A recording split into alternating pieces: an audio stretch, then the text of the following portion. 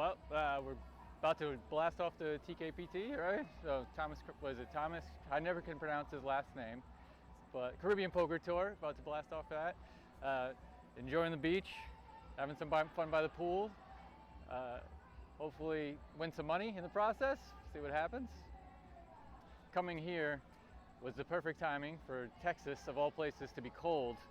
It dropped to like the 40s, so coming here and being like the mid-80s, having some fun by the pool. Hopefully win some money in the process, see what happens. Coming here was the perfect timing for Texas, of all places, to be cold. It dropped to like the 40s, so coming here and being like the mid-80s and sunny and beautiful, yeah, it was a good trade-off, good time of year to make the travel up here, or down here. It's always fun hanging out with you guys. Intertop's team's always good. We always have a good time together. This is my second time here, but I think this is like the 5th time traveling with Intertops. But second time here, and second time since they actually renovated for the hurricane. So it's beautiful now. They've done lots of great work, and Thomas even redid the poker room, so that's an even bigger pro for this whole process. So lots of good stuff so far. Hopefully we can keep it going, come back next year, maybe win next year, you know, see what happens. Right now it's just to survive. There's a couple of maniacs already. I don't know what's happening in the Caribbean. They're ready to blast off for $1,000 tournaments. But right now we're just trying to survive, trek along a little bit, and hopefully just slowly chip up throughout the day. Make day 2. They start the tournaments at 6 o'clock, so it's perfect to just hang out all day by the pool, by the beach, and explore the island if you want, and then go play poker for the rest of the night. So just like you normally would anyway at any other stop for poker, but this way you get to enjoy the actual location a lot better. But yeah, so far just survive till day 2. That's the only goal I got right now, and we'll go from there after that.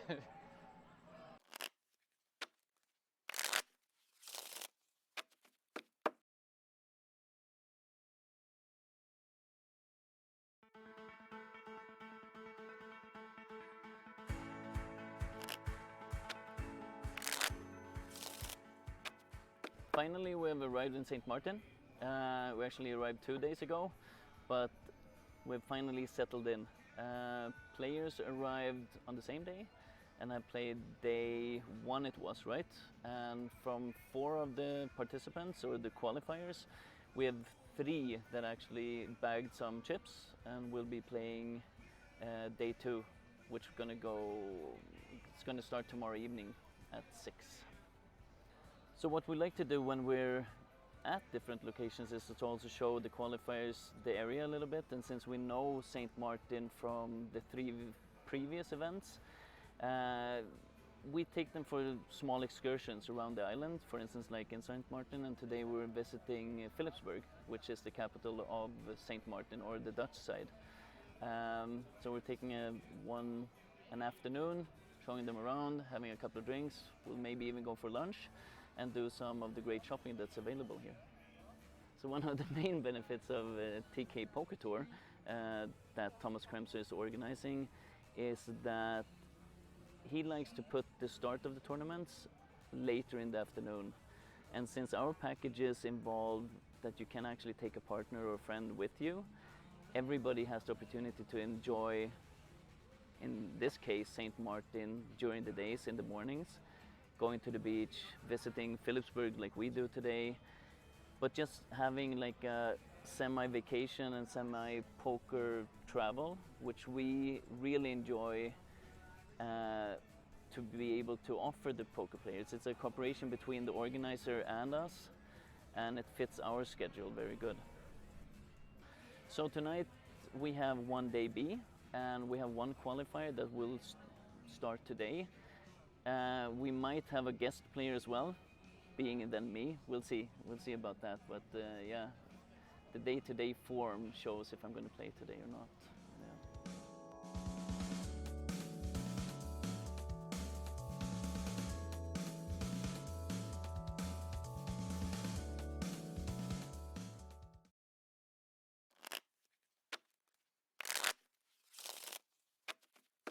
Hi, I'm Lucas. I'm 32 years old. I'm from Germany.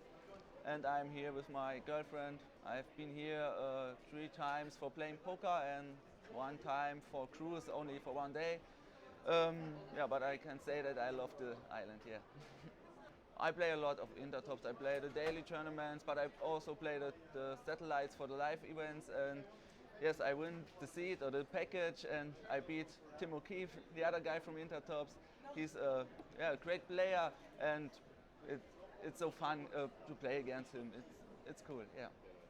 So I think the intertops crew is for me like a little family, because yes, I met them a few times before, and yes, the guys are so great.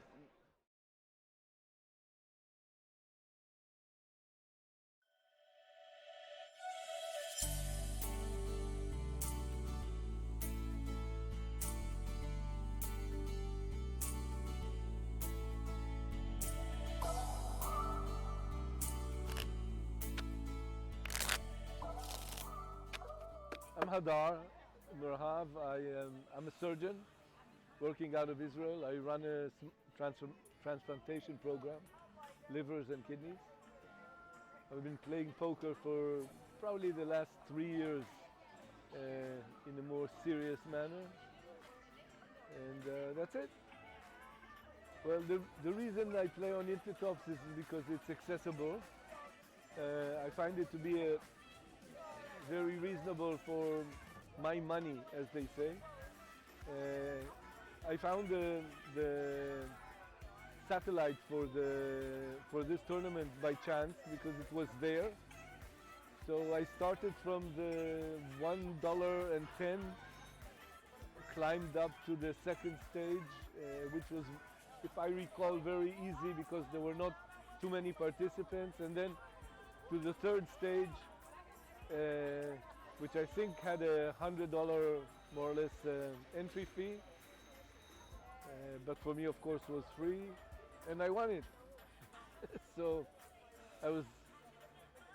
then Christian sent me an email that I had won and that they expect me to come here, and I was very, very pleasantly surprised by how generous the package was.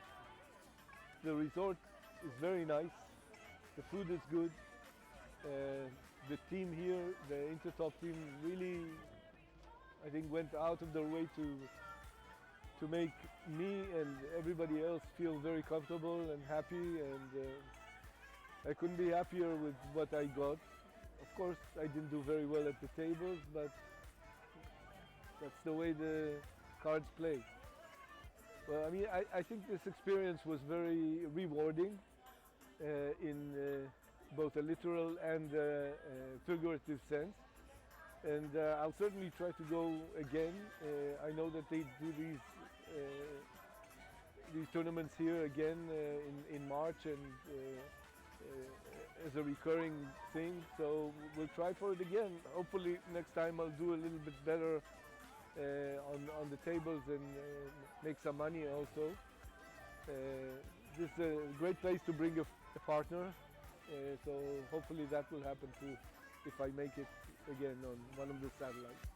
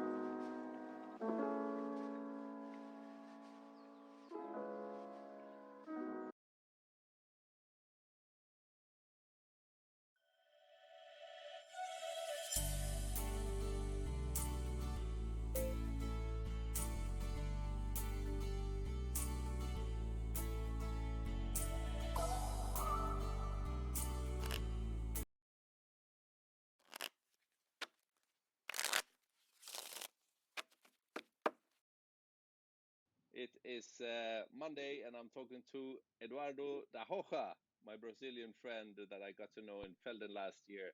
Eduardo, how are you? Yeah, I'm good, Ricardo. Very good. Very good. Good to see you. How are things in life? Oh, I guess I can imagine better. Like after I met you guys in Velden, I got some prizes at online poker and still live poker. So it's really nice for me this last year, and I started the 2020 with good prizes at online too, and decided to get a new time in Europe. And in the last few weeks, I was playing another tournaments there. Not so good, but still very good because I was my first time in Amsterdam or Dublin. I visit my uncle in Frankfurt, so another different situation, another different trip, but still playing poker. Was That's it amazing. Yeah, was it okay to travel during this? I mean, it's a lot of checking and testing everywhere for the corona. Were you okay to be traveling in Europe? I was in Europe like a month ago, Uh-huh. after the carnival. So in that time, it's everything was okay in Europe. You don't have the focus in that time. No. So I was traveling around Dublin or Frankfurt, doesn't matter, Mm. and I didn't have any problem. But the last days, 16 March, so they probably started there. Flights cancel. The companies they don't working very well to help the customers. So yeah, I had a kind of problem. I get a turn. I don't know how can I say, but my flight to Portugal was like a day, and I should be there for a day, but my flight's canceled, so I was there for 10 days in Portugal. So yeah, I got a problem, but now that's okay because a week ago I back to home and I'm with my parents, so, like everything's normal right now. But That's yeah, I good. have kind of problem. Okay. Has everyone, your friends and family, been okay from the virus so far? Yeah, they are very okay. When I come, they put me in quarantine, and of course, I should do the quarantine. But that's to the moment everything is okay. Brazil don't have a lot of focus, so yeah, I guess we are in a better situation than Europe and USA. but of course the problem is gonna start because the winter is coming. So Okay. probably we're gonna have worse numbers right now. Yeah, the winter is coming. That's strange for us in the northern hemisphere, you know. But Yeah. but it's still quite warm where you live, or is it getting colder? I'm sorry? Is it getting colder where you are now? No, it's not. It's still good. It's still warm. So I guess more weeks. Maybe maybe gonna be in June. Hmm. Yeah, for South America, Hmm. or winter, it's the highest winter is on June or July. Hmm. So we don't know. We still the virus gonna work. Hmm. How gonna work in Brazil? You know, it's Okay, good. still it's a baby.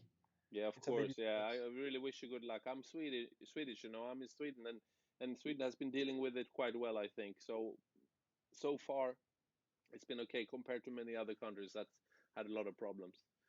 Yeah. Okay, so I mean, you're always trying to qualify for live events like you did last year with Intertops to Felden, and now Yes. it's tricky. I heard the other day that they're gonna cancel Felden this year, unfortunately. Otherwise, I wish I maybe you would have qualified for it, right? Yeah, I will try, of course. Yeah. But I mean, for if any people are okay these days, I guess it's online poker players. They're okay, you know. They can do what their work anyway. Of course, yeah, sure. We can play online. Of course, it's better when you can play with people, but online is still a good moment. It's still a Yeah. nice time. Yeah, of course, of course. Now on Thursday, Eduardo, we have a little tournament. We have invited all the guys that been into Punta Cana and Felden and St. Martin and so on. So Thursday, I think, do you have time? Do you have Eastern time, or you have like Eastern time plus one or something? What's the time where you are now? Now it's 12 here in Brazil, Yeah, so probably it's 4 or yeah, 5 hours. Yeah. yeah. It's From 5 hours from us. It's so then I guess it's gonna be four. Let's see, 6 o'clock, 6:15 your time. We will start Mhm. the tournament on Intertops. That's called Wanderlust. Wanderlust. It sounds like Wanderley.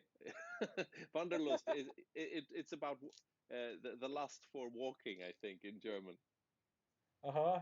because you want to walk, you want to go out and walk in the mountains or something. Yeah, Wanderlust, I guess it's like someone likes to Hike. discover the world in general. Yeah. Yeah. That's true. That's true. Excellent. And yeah, that's perfect. So we want to discover the world, right? And we want to meet again in the live tournaments, wouldn't we? Yeah, So, sure. so hopefully later on we're gonna arrange more tournaments for Intertops where they have the prizes to make it possible for us to meet live, right? Of course, we're gonna be together. I take note, take note. Yeah, Not yeah, if this year the thing's gonna be, if it stop a bit, but the next year everything's gonna be normal. So yeah. of course we're gonna be. Yeah, that sounds really good. But on Thursday, will you play the tournament, Eduardo? Yes, I will be there. Yeah, that's perfect. We're gonna set something up and maybe do some more talks during breaks and stuff, and we're gonna have a good time. I hope. Hjalmar is playing, Andreas, me, maybe Christian is playing, and a lot of other guys too. Oh, sounds great. Yeah. Okay, really Sounds nice talking to you, Eduardo. We should stay in touch and talk soon again. okay, Ricard. Yeah. See you soon, my friend. Yeah, see you on Thursday, yeah? See ya.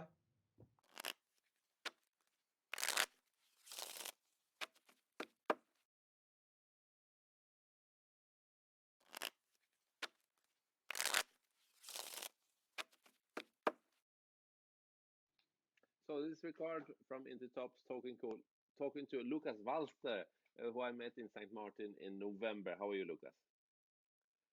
Hi, Ricard. I'm good. Thank you. Thank you. I'm spent my time now with online poker because of the quarantine. I have a lot of time to play online, and it's good. Yes. It's okay. I mean, online poker players are usually used to stay inside as a quarantine, but this is special days. Where do you live now again? Where is your city? I live in Germany. The city is called Saarbrücken. It's near France. Yes. Okay, so what is the situation? What are the rules for you there in the quarantine days? How do you have to act? We can go outside for have a walk or for doing some sports, but normally we stay home and do things at home like Mm. online poker. Yes. What happens if you go out and meet people? Do you get punished or in a way? It's it's hard because you have to pay 200 euro if you met more than one person. So you can meet any groups or something. Yeah. Okay, but maybe it's good so we get rid of this problem, right? What do you think of that? Yes, I think it's necessary to protect Protect, yeah. to protect. Yes, it's necessary. I think. Yeah, very good. Now, so you play a lot of online poker still? Yes, I play a lot. I switched. Normally I'm a tournament player, but since January I play more cash game. Yeah. Okay, that's good. Now you heard about our special tournament on Thursday. Is it Yeah. possible for you to play it? Yes. It's a great idea from the Intertops team because you can play against all the crazy guys, and Yeah. I will definitely play. Yeah. Yeah, that Sure. sounds really good. We're going to try to bring some friends. All the guys have been to Felden and St. Martin and maybe Punta Cana, and we'll see. It's going to be nice to see the guys again at the table, right? Yes, it sounds very good. Yeah. Yeah, okay. So we're going to try to do a Twitch stream and so on, but if you win the tournament or do well, maybe we do another Skype after the tournament or something like that, Lucas, okay? Yes. Okay. I Yeah. hope so. How's Francisca, by the way, your wife, girlfriend? My girlfriend, she I talked to her that she can also play maybe the tournament, and she thinks about it. Yeah. Yeah, that would Maybe be perfect. she's also playing. So you have to sit in separate rooms when you play, right? Yes. Okay. Yes. That's very good, Lucas. Looking forward to see you on Thursday, and we talk more then, okay? Okay. Have a nice day.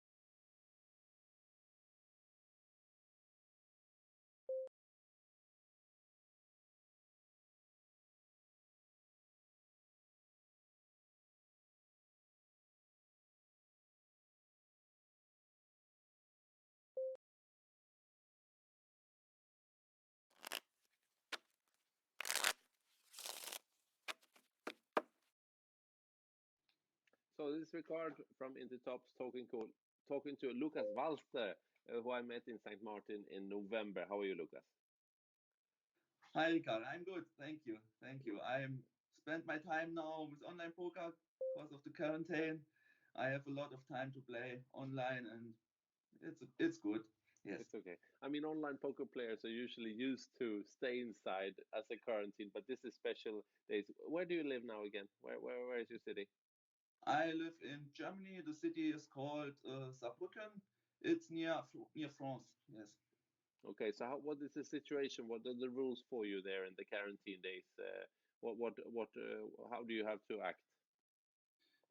We can go outside for have a walk or for doing some sports, but normally we stay home and do things at home like online poker. Yes. What happens if you go out and meet people? Do you get punished or in a way? uh, it's hard because you have to pay 200 euro if you met more than one person. So you can meet any groups or something. Yeah. Okay, but maybe it's good so we get rid of this problem, right? What do you think of that? Yes, I think it's necessary to protect Protect, yeah. to protect. Yes, it's necessary, I think. Yeah, very good. Now, so you play a lot of online poker still? Yes, I play a lot. I switched. Normally I'm a tournament player, but since January I play more cash game. Yeah. Okay, that's good. Now, you heard about our special tournament on Thursday. Is it Yeah. possible for you to play it? Yes. It's a great idea from the Intertops team because you can play against all the crazy guys, and Yeah. I will definitely play. Yeah. Yeah, that Sure. sounds really good. We're going to try to bring some friends. All the guys have been to Felden and St. Martin and maybe Punta Cana, and we'll see. It's going to be nice to see the guys again at the table, right? Yes, it sounds very good. Yeah. Yeah, okay. So we're going to try to do a Twitch stream and so on, but if you win the tournament or do well, maybe we do another Skype after the tournament or something like that, Lucas, okay? Yes. Okay. I Yeah. hope so. How's Francisca, by the way, your wife, girlfriend? My girlfriend, I talked to her that she can also play maybe the tournament, and she thinks about it. Yeah. Yeah, that would Maybe be perfect. she's also playing. So you have to sit in separate rooms when you play, right? Yes. Okay. Yes. That's very good, Lucas. Looking forward to see you on Thursday, and we talk more then, okay? Okay. Have a nice day.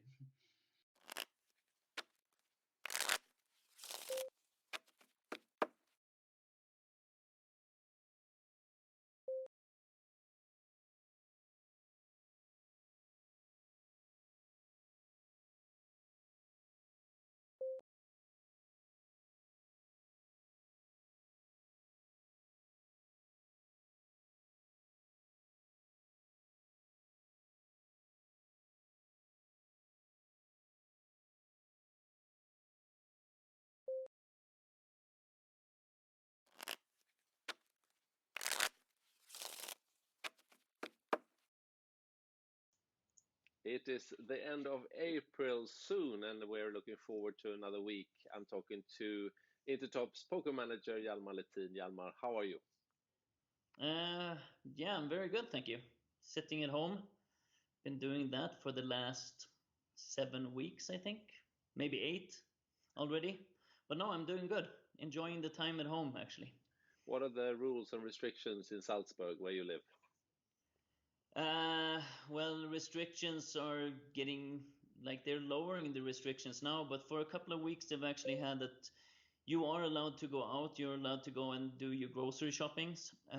You're also allowed to go out to do some sports like jogging, walking, but you cannot do that with anybody else. And if you do it with somebody else, then it can only be, for instance, your partner that you live with.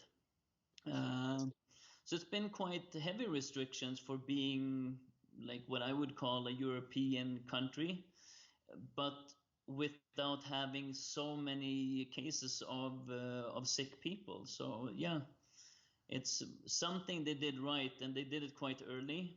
Um But as everybody's talking about now is what happens when they kind of loosen the restrictions. I think that's the biggest worry at the moment. Yes, of course. I talked to Lukas Wallster, who played the last tournament, Van der Lust, that we're going to talk about a little bit. He's in Saarbrücken. Was a little bit tougher in Germany, I think. Pretty heavy penalties and so on if you walked outdoors there. Well, I think we've had that as well, but they've been quite like in the beginning. You can't just hand out fines because then everybody would get it, obviously. So it's been a dialogue between the police and the people. What I've seen in Austria at least is that the people have been quite coherent with the restrictions. They've taken it very serious and kind of they stand by the government and what they decide. So they've had fines here as well, but they've never really been put in place on people. I see. I think it's harder in Germany. It's bigger. It's a lot more people. So I think they have to be a bit, harder when it comes to bigger countries, bigger cities, bigger population. Of course. What about the office then? Are you ordered to stay at home and work, or could you go to the office, the Intertop's office? I'm in the good position, or lucky position, that I could go to the office. I'm only sitting with one other in my room, so I could go. But the rest of the company, I wouldn't say that we're not allowed, but it's recommended to work from home.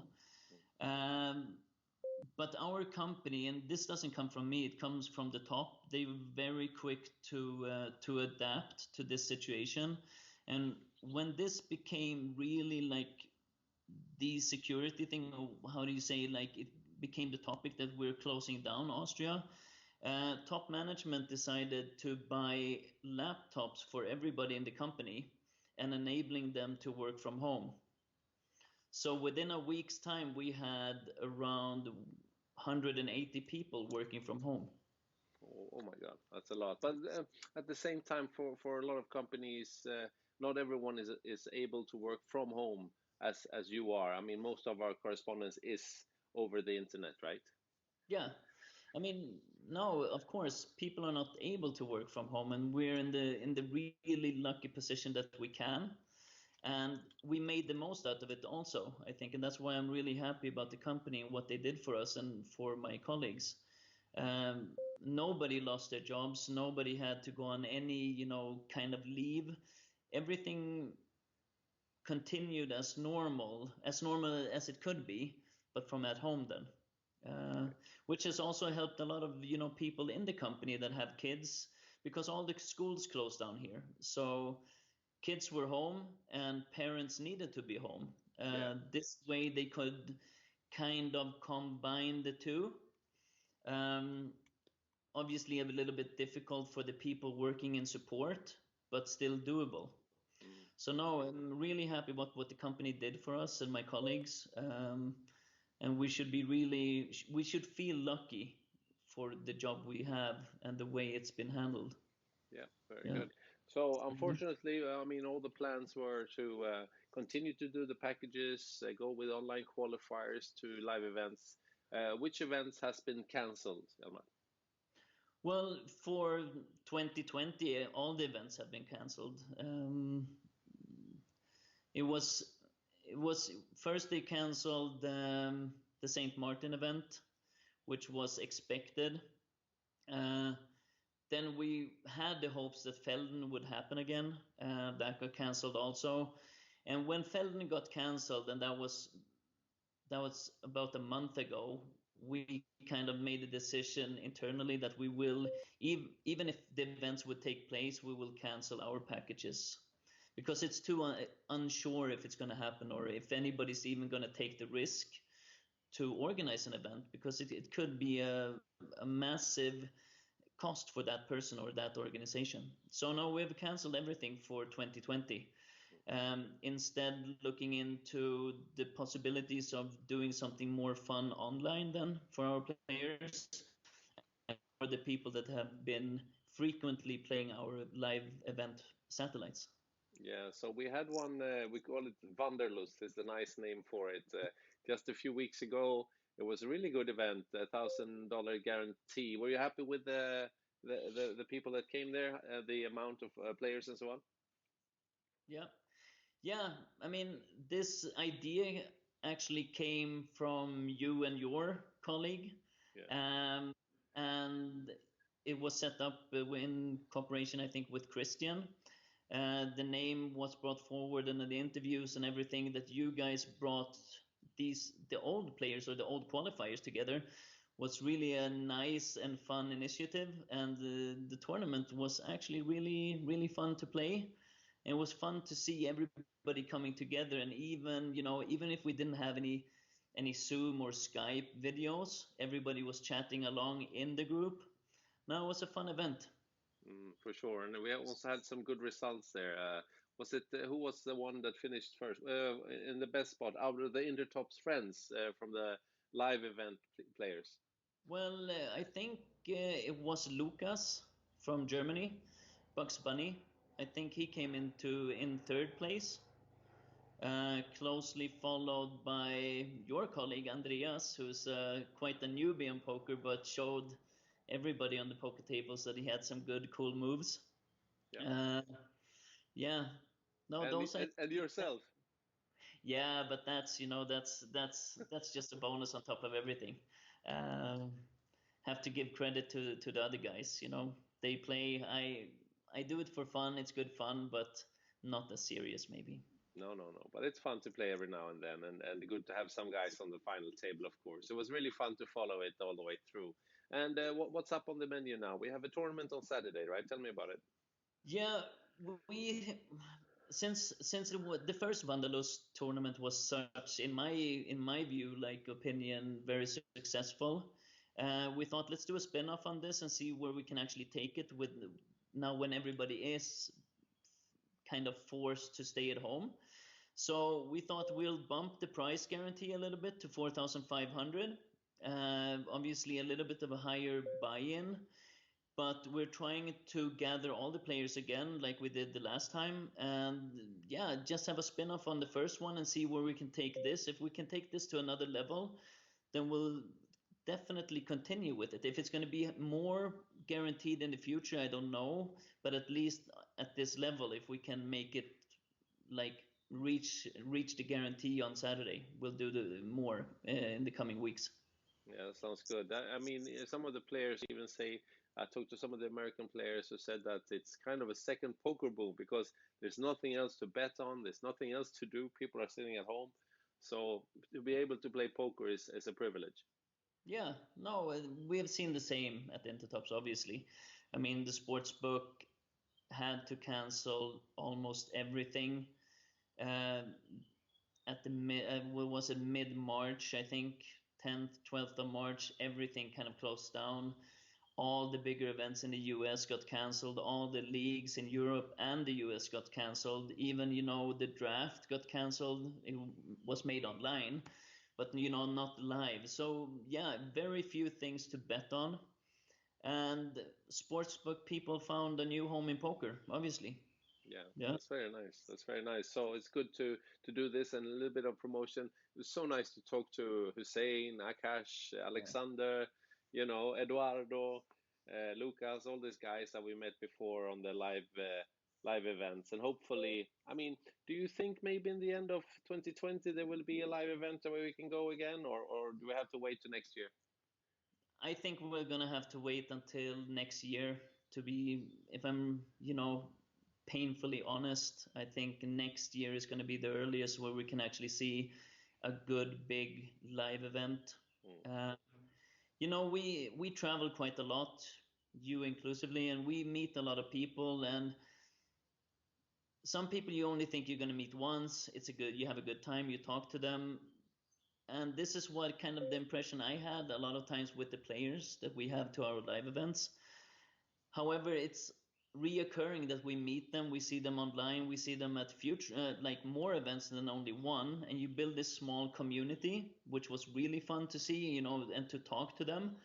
And we would love to meet all of these players, people, like rather sooner than later, but 2020, no. That's Okay. We're going to continue to. I mean, what we're going to do is to try to make some some content around the tournaments that we play online, and we kind of make it a little bit live, you know, because we're going to see the guys that play the tournaments, which is always fun. And we're going to try to do some Google Meets or something like that on this Saturday to see when everyone is playing and get some comments from them. And it's kind of a fun thing to just stay up to date and see the guys again, right? No, it's super fun. You know, it's what we have been. It was actually our goal from the start when we did the live events, not only, you know, for the poker events, but also for creating an adventure for the players, meeting the players, you know, getting some feedback, but also, you know, hanging out with them because they are our customers. They do like what we are doing, but it's only possible with the feedback from them because otherwise, yeah, it would just be a random poker site. Yeah, that's right. Yeah. And Intertops is not a random poker site for sure. No. That's very good, Hjalmar. Okay, we're looking forward to what's the details we need to know for Saturday's tournament. Same time as last time. I think that's half past. Well, I don't know. It's 5:15 Eastern time, which means Central European time. It's 11:15 at night, right? Yeah, exactly. Buy-in is 30 plus 3. We guarantee 4,500. That's all you need to know, basically. It's a hold'em tournament. That's it. Yeah, it's going to be a lot of players and Join a lot and of have fun. Huh? Join and have fun. Join the banter. Yeah. Try to take it down. That's the only thing I can say. I'm gonna do it. Yeah, So and I could tell anyone who sees this, I mean, if anyone sees this and wants to be in on a Skype interview or anything, you can contact me and I'll do a Skype interview before, or if you win it, we do something afterwards and we try to get in touch with you guys. You find me on Rickard.aberg on Skype and you find me, contact me there, or through Hjalmar and Christian, of course. Well, yeah, I mean, we're happy to have as many as possible on Skype, seeing who's actually behind the nicknames. Yeah. That's why we're doing this. Yeah. So if you think you can beat me on Saturday, please join. All right, and I say the same. And Andreas will be there. A lot of the other guys will be there, and we're going to have fun. So I'm looking forward to it, Hjalmar. We'll see you on Saturday, okay? Thank you very much, Rickard, and have a nice day and nice evening.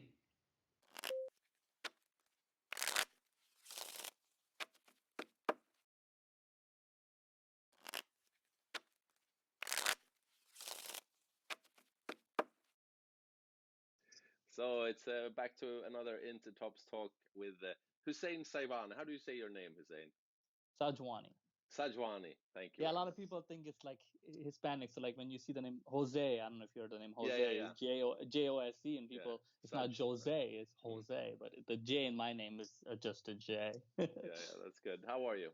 I'm excellent, man. How are you? Yeah, very good. How do you like the life staying at home? Is that how it is still after a few weeks?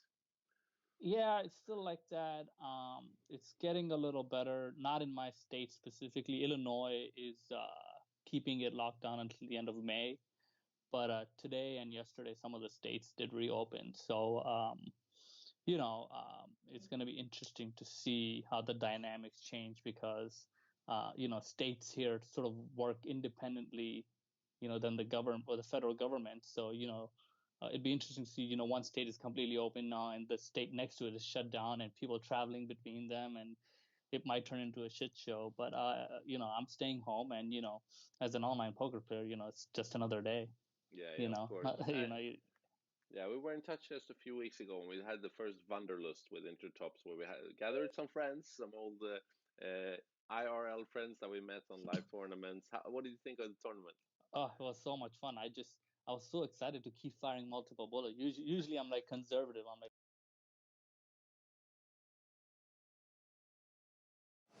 yeah, I'm here with Jean-Luc, a regular player here from St. Martin. Jean-Luc, yesterday you made the final table together with your sons, correct? Yes, of course, but my son is a good teacher. He's professional, he teaches me, and I like to play poker. And like to play. I am living here and I am playing every times, almost every day. And now I like a lot to play poker because my son teaches me very good. He's a very good player. And I like to play in TK Poker too because 2 times you come in San Martin, and it's very important for us in San Martin to play very nice tournament with professional organization. And I go to in Vegas every year in June for World Series, but I've found here the same organization when TK Poker come here. It's a very nice moment for us. Yeah. Thank you very much, Jean-Luc. And good luck for the rest of the week. Thank you. We need to have luck. Yeah? Okay. Thank you very much.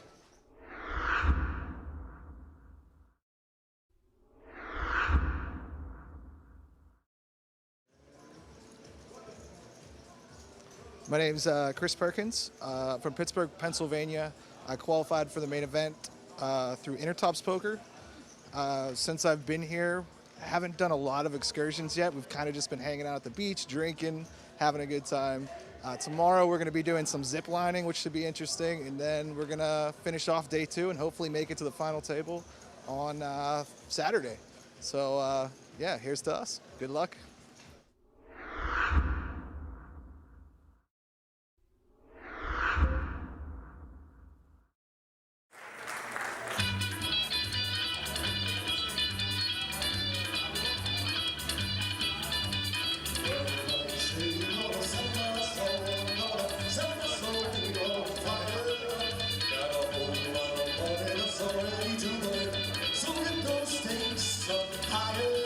There's 1,000 pretty women waiting out there. They're all living the devil man. I'm just a devil with a love to spare. Viva Las Vegas! Viva Las Vegas! How I wish that there were more than 24 hours in the day. But even if there were 40 more, I wouldn't sleep a minute away. Oh, there's blackjack and poker and the roulette wheel. A fortune won, a lost, stolen every deal. All it needs a blank card and nerves to steal. Viva Las Vegas! Viva Las Vegas! Oh yeah! Viva Las Vegas with your neon flashing and your one-arm bandit crashing. All your hopes down the drain. Viva Las Vegas, turning day into nighttime, turning night into daytime. If you see it once, you'll never be the same again. Oh, I'm gonna have me some fun if it costs me my very last time. If all I don't go well, I'll always remember that I had a sweet meantime. Oh, I'm gonna give it everything I've got. The lady luck, please let the dice stay out. Let me roll a 7 on every shot. Viva Las Vegas! Viva Las Vegas! Oh yeah! Viva Las Vegas! Viva! Viva Las Vegas!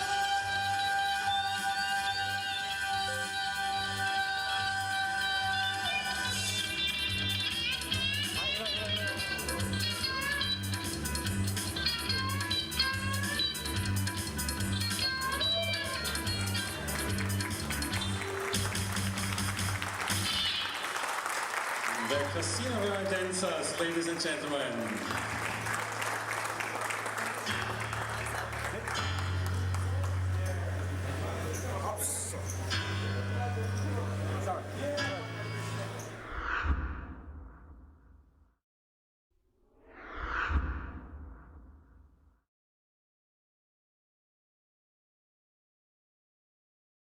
Tim, this is the second time that you've won your way to a big tournament with Intertops. The satellite tournament that you won your way here on, what was that like, and when did you realize you might win? Actually, that was really funny. I had the times wrong for that one. So we came back from Austria, and I was hanging out with my girlfriend, and thought I had enough time to get to it. And Chris, who also came to Austria, is with us now. He texts me and goes, "Hey, you know you're getting blinded out right now." And it's like 7 o'clock. So I'm getting blinded out. I jump on the highway, fly back, and I get into the tournament a good hour late at an online tournament. That's obviously never a good idea. And I thought it was downhill, and I just somehow turned it around and ran really well. and ended up taking it down. It was pretty comical. Like showed up. So, Classic Tim. what was the smartest move that you made during that? You can't help it. It's Caribbean, man. You gotta get into it. What was the smartest move that you made during that tournament? I actually do remember I played really well heads up. It was I think his name is Ragnarok or something. He's another reg on Intertops I played with before, and he's come close a few times. I think Elena knows him too. And when we got heads up, we had a really good match. He was a good player. So how would you describe the competition here? Well, it's no Austria, first of all. So I haven't been 5-bet once, which is amazing and very nice. Definitely more relaxed. Everyone seems to be a lot more chill here, hanging out, enjoying some cocktails. It's some pretty soft spots here and there, but overall it seems it's rather solid, normal guys. Seems like it's either us, it's either some people are satelliting in, or some serious players, and some just straight tourists, and then some mix of just pretty decent recreational players. So I like it a lot better than Austria so far. What's it going to take to win it? It's going to take a lot of luck. That's always my... Oh, poker's a game of skill. Oh, no. That's my motto right away, is I'm going to just get lucky. And no, it's, you got to run well at any of these things. Well, how do you feel about the way they've structured the tournament? Structure's great. It's a little interesting 6 p.m. start time. That's totally thrown me off. And then the dinner break being early, it's definitely different. Not bad, just different. Used to starting at noon or 2 and then running until 6 o'clock at night, then having dinner. You've been having some dermabrasion done down at the beach, I hear. Oh, well, as you can tell from my sunburned face, I took a little advantage of the beach this morning, and the water's a little rougher than I thought it'd be here. I thought it was, nice and calm, but that airplane beach was pretty rough. We got beat up a little bit. Took a couple of hard dives into the sand, but worth it. Definitely worth it. The place is amazing. The water is beautiful, and I'm fascinated by the planes landing over the top of the beach, so I can't get enough of it.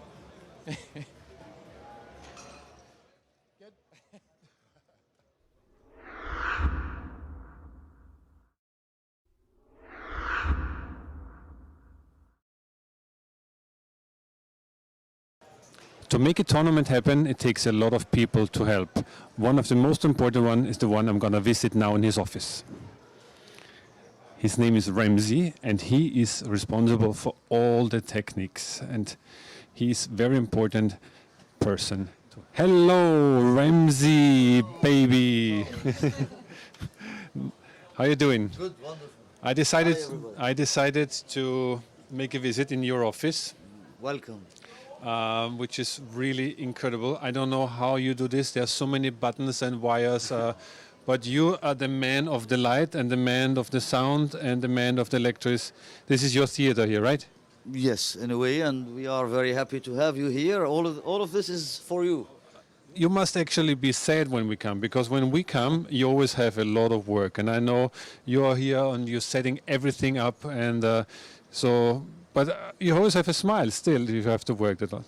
I'm not sad, on the contrary. This is the 13th year, my friend. The 11th time. Every time we're getting better and better. We're becoming a family. We are very proud to be working with you. We are so happy to bring such a classy poker tournament to the island. Ramsey is not only a very important person to help us, he also became a friend. After 13 years being here, once a year, and now we're here twice a year. So we're happy twice a year to see you and meet you. Brother, and thank you all. Thank you for your love, for your professionalism, for being really so real and so true. This is exactly the kind of people we would love to have, and we are so proud to host you here every year, hopefully forever.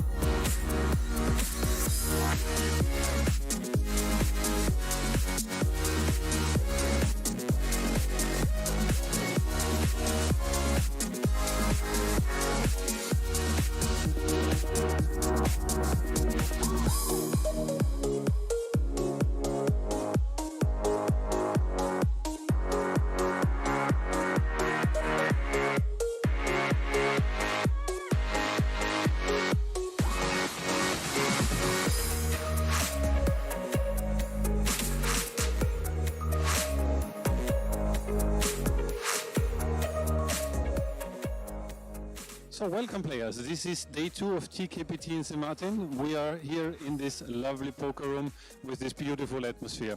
Right now you see the cash games going on behind me, and in the corner is the last stage of today's tournament. More events are going to come up, and of course also the main event, which will be starting on Wednesday next week, day 1A. It's an 1100 tournament, 2 starting days, 25k starting stack, and a slow structure, of course. The TKPT event would not be the same if we don't have some additional value. So we're always gonna have fun when we're here in St. Martin, inside the poker room, but also mostly outside of the poker room. We're planning different tours. We're going to do a zipline tour. We're going to ride with a boat to Anguilla, which is a very beautiful island with a white sandy beach. And we're gonna do an ATV tour, and it's gonna be a mixture of the players that always coming here and joining us with the staff, and we always have a lot of fun. So if you still can, come on over and join us, and if not, watch the next clip and see what's going on here in St. Martin.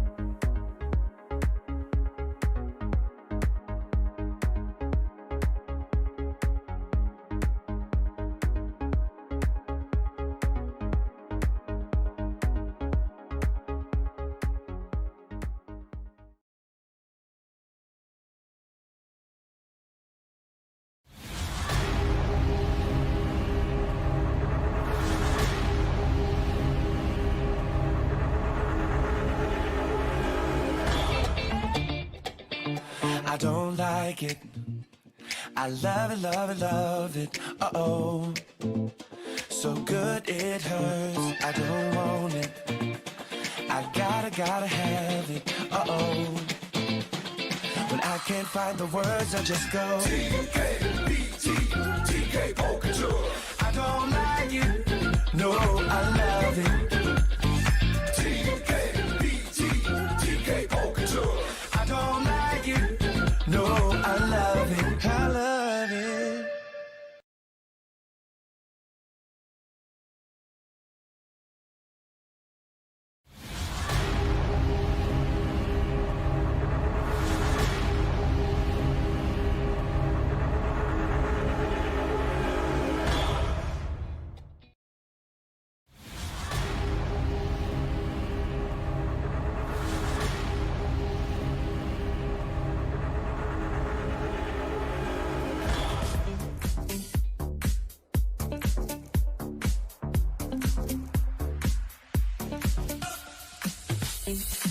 Every night, every day,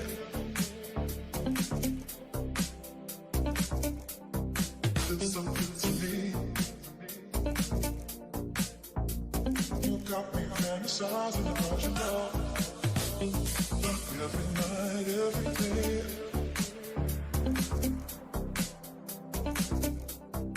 there's something to me.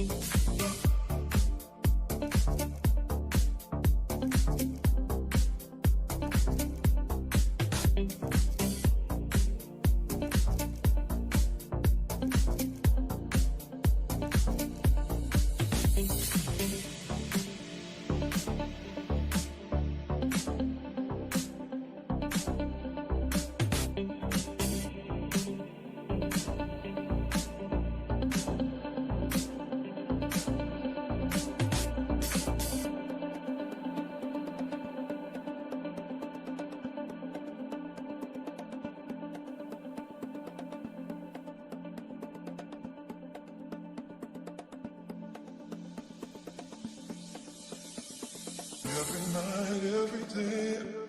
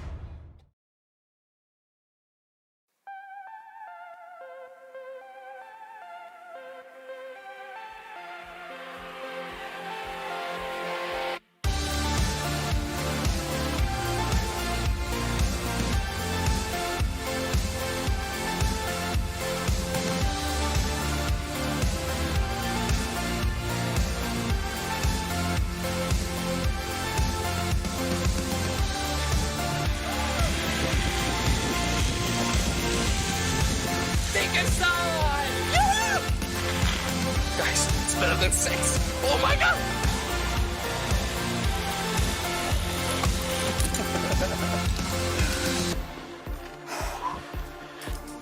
All right. Peace. Oh my god. Oh, piece of cake. Oh, oh, fuck. Woo!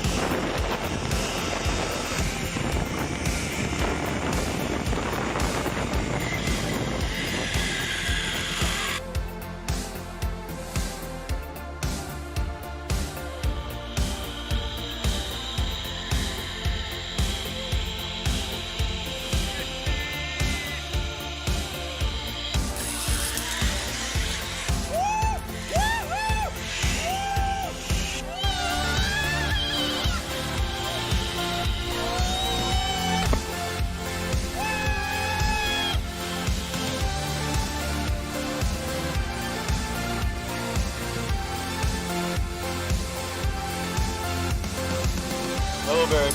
Goodbye, life. I love you, Mom. Sayonara.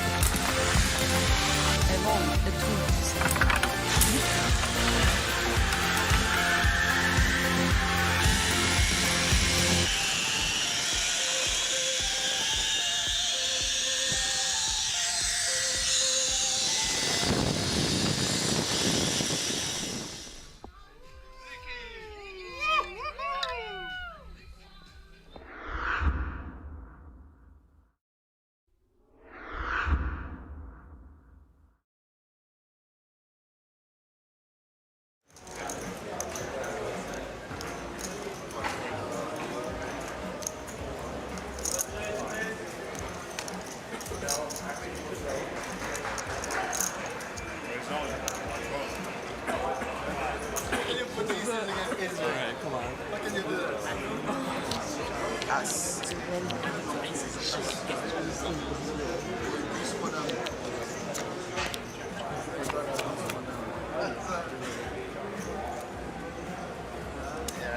3, 4.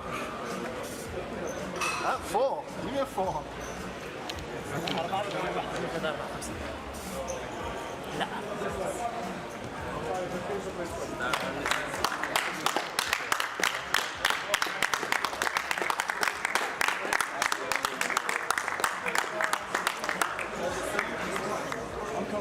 Guys, poker is a game that makes legend, and legends are made here in this very casino in Mabo Beach, St. Martin. Mr. Akash Bazumdar wins it for the second consecutive time. Amazing performance. Congratulations to him. And also, of course, congratulations to Mr. Cedricano, who had a great run this tournament. Thank you for making St. Martin poker history. CDPT 2016 main event is over, and we're crowning for the second time again this guy over here. And at the end of this day, he's gonna get my tie, because I told him on the first day that if he wins it for the second time, he's gonna get this pink tie. So you're getting it at the end of the day. Congratulations. Thank you. Wow. I'm back to the run back now. I am, yeah, hell yeah. You can't miss it.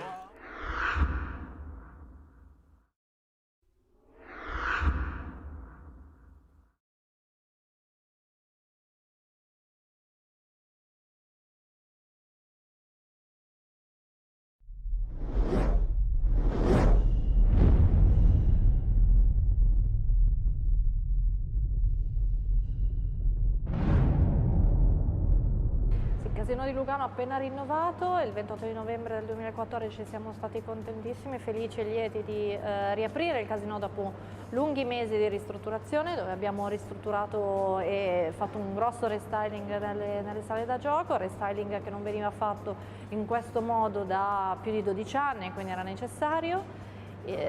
Restyling all'insegna della pulizia, dello stile, del minimalismo, quindi comunque linee pulite e eleganti, senza troppi fronzoli, ma il lavoro è sempre in corso. Nella realtà non ci siamo mai fermati. La ristrutturazione, la riapertura dopo la ristrutturazione non è stato un punto di arrivo. Poi il progetto del poker è la novità in assoluto nella quale crediamo di più. Siamo molto contenti, molto soddisfatti di come sta andando la collaborazione, ci crediamo veramente tanto. In più abbiamo dei tornei slot completamente gratuiti che faranno divertire i clienti nel periodo natalizio proprio dal 25 al 6 gennaio, per cui esattamente per quanto riguarda tutto il discorso delle feste e chiaramente il Capodanno è la nostra serata più importante da sempre. Il cliente italiano e la fidelizzazione del cliente italiano sono per noi importantissimi, praticamente fondamentali, perché più di 2/3 dei nostri clienti provengono dall'Italia, quindi è necessario coltivarli e rispondere alle loro esigenze in modo diverso, perché naturalmente ci sono clienti con esigenze e preferenze diverse. Abbiamo scelto l'eccellenza perché siamo in un contesto altamente competitivo. Il Canton Ticino ha 4 casinò e, come ti dicevo prima, gran parte dei nostri clienti proviene dall'Italia, dove l'offerta di gioco è molto ampia e molto completa. Per cui uno dei modi per differenziarci o comunque per fare la differenza nel contesto è quello di offrire un'eccellenza che in altri luoghi non c'è. La proposta di Carlo Savinelli, il progetto del poker è un progetto diverso dagli altri, che viene dai giocatori, è sviluppato per i giocatori, è sviluppato da qualcuno che ha vissuto questa realtà in tante realtà non locali e non solo, anche dall'altra parte del mondo, per cui sa che cosa è importante per il giocatore, sa come andare a colpire il punto, il cuore del giocatore che si aspetta di trovare l'eccellenza in Svizzera. Diciamo che abbiamo 2 principali approcci per quanto riguarda i clienti. Da una parte noi miriamo a coccolare i clienti altospendenti, cercando di fornire un servizio di alta qualità, appunto un servizio di eccellenza, un'ospitalità di un certo tipo, proprio perché il cliente da casino alto spendente vuole un certo tipo, una riservatezza che solo in Svizzera è possibile garantire. Invece per quanto riguarda tutti quei clienti che intendono divertirsi al Casino di Lugano, noi spendiamo tante risorse, concentriamo tanti sforzi proprio per cercare di far capire, di passare il messaggio che al Casino di Lugano in generale non è un luogo di perdizione come si pensa, ma ci si può divertire, si può passare una serata diversa, non è neanche così lontano, nel senso che a meno di 45 minuti da Milano si arriva tranquillamente al Casino. Quindi una serata diversa, particolare e magari con anche una vincita fortunata è possibile e non è direttamente collegata ai miti che potrebbero avere, che esistono, soprattutto per gli italiani. Vi aspettiamo al Casino di Lugano per divertirvi, per giocare a poker e per vincere.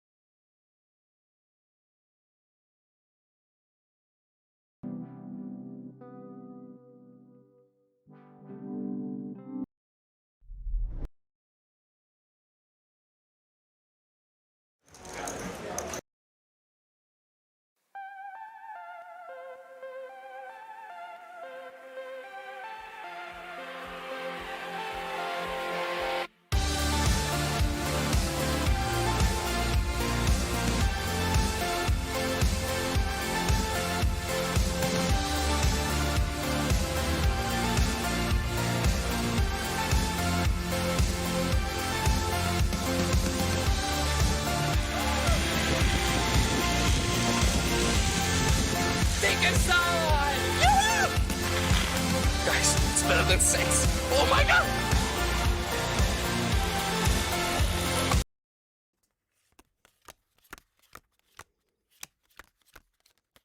So this is Ricard back again. We had a little bit of a summer break in the Swedish deal after the spring of plenty of interviews with some of my old friends that I used to talk to a lot during the years when I was traveling the circuit. Fortunately, things are getting better with the COVID thing, and we're getting back on track, and soon we're going to be able to play live again and travel to tournaments. We really look forward to that. These interviews are sponsored with our friends on Intertops Poker, and that's why our seventh guest today is an old friend of mine that has been with Intertops Poker for quite a while, Tim O'Keefe. I really hope you will enjoy this talk. So I'm talking to Tim O'Keefe, a friend of mine, American guy who's been with Intertops Poker for quite a while. Tim, how are you? I'm good, buddy. How are you? Yeah, very good. Good to talk to you again. I mean, It's been a while. How's the last year and a half been for you? Oh man, crazy, just like everyone else, I'm sure. It's been an interesting year and a half, but poker's kind of taken a back seat and definitely been different. Been a different kind of year. How are things for you guys over there? Yeah, well, I think for some people, in a way, when COVID came around, some talked about that the internet, the online poker, got a bit of a boost again because people couldn't go and play live. So, have you been playing a lot online? I just recently got back into it in the past, couple of months. I work in physical therapy. That's my full-time job. So I was actually working in COVID units with rehab patients for COVID. So it was pretty intense year for me. Definitely, like I said, poker took a back seat, and I'd play the occasional game online and things like that. But we were working probably 60 hours a week in COVID care units doing rehab. So would you say you've been able to deal with it mentally? Did you get any help afterwards to become yourself again, or were you strong enough to deal with it without problems? I mean, it's been okay. I'm kind of used to it. I've been doing therapy, particularly with like the memory care units. I work in mostly like the nursing home settings in that sense. So it's usually with the elderly population, and a lot of them already have some issues in that sense with Alzheimer's, dementia. So the kind of isolation part was probably the worst in that sense. The sickness part was tough for everybody. The extra care that we had to give everyone, the extra protection we had to take for ourselves, that was tough. But it wasn't as bad as I think a lot of people think it is. But it's definitely not fun. I could do without doing that again. Yeah. But no, it was okay. After it was, like I said, just different kind of treats, different kind of care for people. But it seems to be bouncing back pretty good. Hopefully, for now. You never even know. Now it's like they're thinking it might be coming back in a different strain or the variants. So, like I said, let's hope we don't have to do that again. But you never know. We might be a little bit better prepared this time around if it will be another way, for sure. I mean, no one knew what's happening since it hasn't been around for 100 years or something. The Spanish thing, that was for sure. That was the thing. That was probably the biggest problem we had, was that there was so much confusion, even from the top. So, like, I mean, literally, government, CDC, WHO, everybody was just so confused, and they were changing their minds all the time. So it definitely flowed downhill in that sense, where if they didn't know what they were doing, they would tell us one thing, we would go in and change things, and then literally a week later they would be like, "Oh, don't do that anymore." That was a terrible idea. Yeah. So that was wild, where literally just nobody had a real good grasp on how to handle it, and it definitely suffered badly at first. So, like you said, at least if it does start again, we have a much better understanding on how to protect everybody. Now, I really think it's pretty cool that after this series that I started, a friend of mine, Andreas, that recommended me to get hold of some of the old guys. I talked to Hjalmar on Intertops. So did you see any of the Grano, Greenstein, Hansen, Jakobsson, Dancer, Holloway interviews? Yeah, I was just checking them out a little while ago. I peeked at a few of them when they first came out and stuff, and I was just looking at some of them just now. And yeah, you got some interesting people on there, man. I'm not quite sure what I'm doing in here. Of course, you're the, just, you know, you're the average guy, you know, the online player, the guy who kind of grinds it out and isn't that well known among the general public. I'm the everyday little man right here. We got us in there. And honestly, that was kind of what Intertop's plan was in the first place when I came on, was to show everyone, hey, I'm not any kind of wild pro. I'm no superstar. I was just the everyday guy that was just lucky enough to get involved with them and go on one of their many trips they do for their events for the site. And it just, you know, kind of snowballs from there to be like, hey, if anybody can do it, look at if I can do it, anybody can do it. So that was kind of their pitch, where it was like, hey, it's just a regular guy, like, go for it, take your shot, and see what happens. So how long is your history with Intertops Poker these days? Wow, I mean, it's crazy. You know, even talking to you now, I can't believe it's been so long since we've all been in the same room together. Yeah. I feel like Veldon was like still like yesterday. Even though, what's that, 3-4 years ago now? Yeah, I know. Veldon, Veldon was a lovely place where we gathered, and we've been to we met in Vegas, but when was the first time when you like got a deal and working with Intertops and promoting them in a way and playing for them? So we did. So I discovered Intertops, I think it was 2015. Oh my God. Yeah, 6 years ago.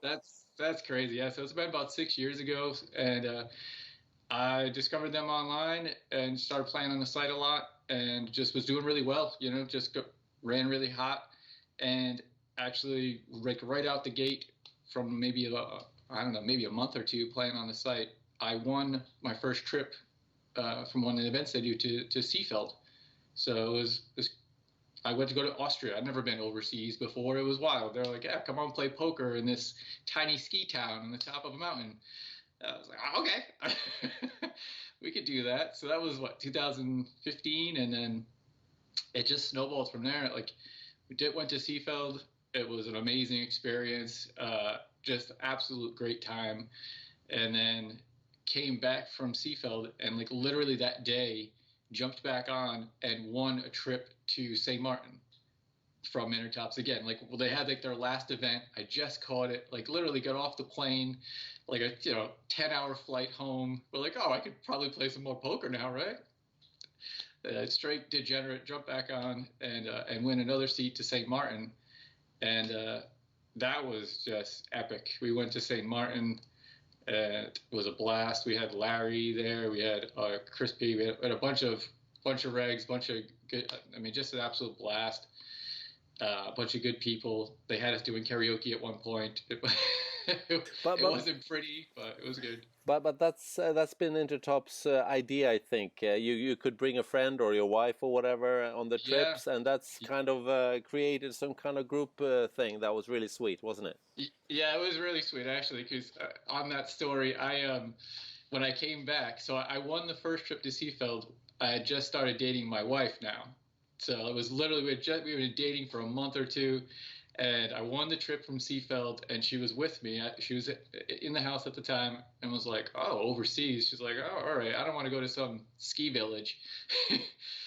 Came back and won the St. Martin one, and she's like, and she was right there too for the St. Martin one, and was like, oh, well, I'm going to St. Martin with you.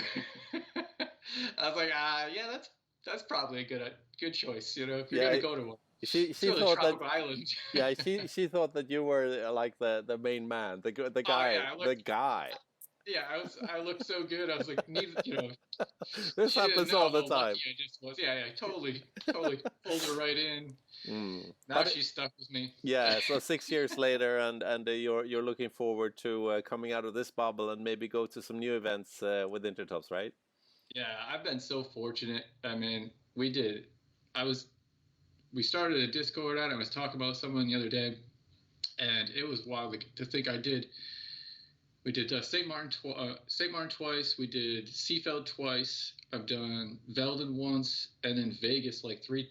This will be the third time going to Vegas with Intertops. So, I mean, in the span of 6 years, it's pretty amazing to be able to travel that much and have that support from Intertops and the events that they put on. It's just a great time, and just very, very fortunate. And yeah, I think that you were able to meet some nice people as well. I remember, I think I was in Felden 3 or 4 times, and the mix of people from all over the world. We had some Hungarians, some guys from California, some Germans, some guy from Israel. I mean, people from everywhere. Yeah, they come from all over. You know, this is one of the fun things about those events, and you know, poker in general, I guess, because it's bringing people together from everywhere for one common joy of playing the game together. So, you know, those events are next level when you have all those fun things to do outside of the casino and outside of the tournament. And yeah, Intertops does a great job of picking tours and sponsors and events that have. They put on a great show for the series, whatever one it is. So I've been to plenty of the World Series of Poker circuit events and stuff like that are just it's just, for lack of a better word, it's just like they're just dumps, you know. It's like you just go with a bunch of other degenerates and you're sitting in a sweaty, smoky room for a week at a time. And it is what it is. It's fun poker, but it's not the same experience as going someplace like Seefeld or St. Martin, where you can step outside the building and you have this paradise to enjoy right outside, and the group of people that you're with to go actually enjoy all those things. So yeah, they know what they're doing. Yeah, I remember. Was it St. Martin a year and a half ago, or it was in November 2019, I think. We went on this 4-wheel drives, and that was class. And we were all over the place. So that's all good. Well, I mean, when did you start to stream on Twitch then? I've been streaming since the get-go. So when after Seefeld, we came back and we did St. Martin, and they decided, hey, we could use a Twitch presence on there if you were willing to get going. So yeah, at the time I was full-time poker. Like that transition and opportunity to meet with Intertops and stuff gave me the push I needed to go, hey, let's just try this full-time for a while. So I took a step back from therapy, and it's like, okay, we'll fire up the Twitch stream. We'll do the live events, with, representing Intertops and stuff. So that was like 2016 or so. We picked up Twitch, and we got pretty strong with it for a couple years. And then obviously, with everything that's going on the past like year and a half or so, I think it's probably like that when we went to St. Martin that last time, I was already had transitioned back to therapy full time and was just kind of part-time poker. But just recently, now it's been a rough year. Yeah. So it was nice to get, hey, we're going to start poker back up again. And they're wanting to do the WSOP is going to do the Millie Maker. If they're going to do the events, it was like, hey, we're going to start doing these satellites again if you want to fire up the Twitch stream again. So I jumped at the opportunity, obviously. I'd much rather be playing poker than dealing with, COVID patients. Maybe it makes I love my job, but we'll take a break from that for a while for sure. Yeah, I think it's good to mix it up a little bit, and if you get the opportunity like this, so you did the Millie Maker satellite on your Twitch stream the other day. Yeah, just last night we did it. We had quite a few step satellites to build up to it, but then the main event was last night. It was a pretty decent turnout for Intertops, but it's still insane value. It was only about 25 players for a $1.65 buy-in tournament, and it's for $45,000. That'd be nice. $4,500 package to go to Vegas. So it was a good event. We had a lot of fun. We did it on the stream, and we had a lot of people that were in the stream or were in the tournament. It was good fun, and a player named it's gonna be fun to say. His name's Duty Munch. So I can't wait to have to repeat that a bunch of times on video. But, so he's gonna go to Vegas and play the Millie Maker. Is that right? Yes, sir. Yeah. Wow, that's cool. One of our regulars, Duty Munch, won the package, and he'll be on there going to Vegas. That's good. So how do you find? How can people find your Twitch stream going to Twitch? So just honestly, all social media is just Too Fit to Fold, but it's just www.twitch.tv/TooFitToFold. Too Fit to Fold is for my personal blog too, that I've been trying to actually be more up to date with and keep current. And then all across the social media platforms, Too Fit to Fold is is still the Macchia. We're still running with that Yeah, brand. I remember that, and the two is two, and then FIT, and then two FOLD, right? Yeah, I was Yeah, trying yeah. to make a nice play on the deuces, Yeah, and yeah, it's kind of clever with folding. Is like, we did the It's a fit good or name. fold. I like the Yeah, I name. liked it. Yeah. It helps that it's kind of evolved, because before I was just kind of going with the name, but obviously gotten a little bit older, and the brand's kind of evolved a little bit to more mean like the physical and mental health wise, especially with poker players being so sedentary and the brutal mental aspect of poker. So I'm a big fitness guy, obviously work in therapy, worked in fitness my whole life. So it was a good fit.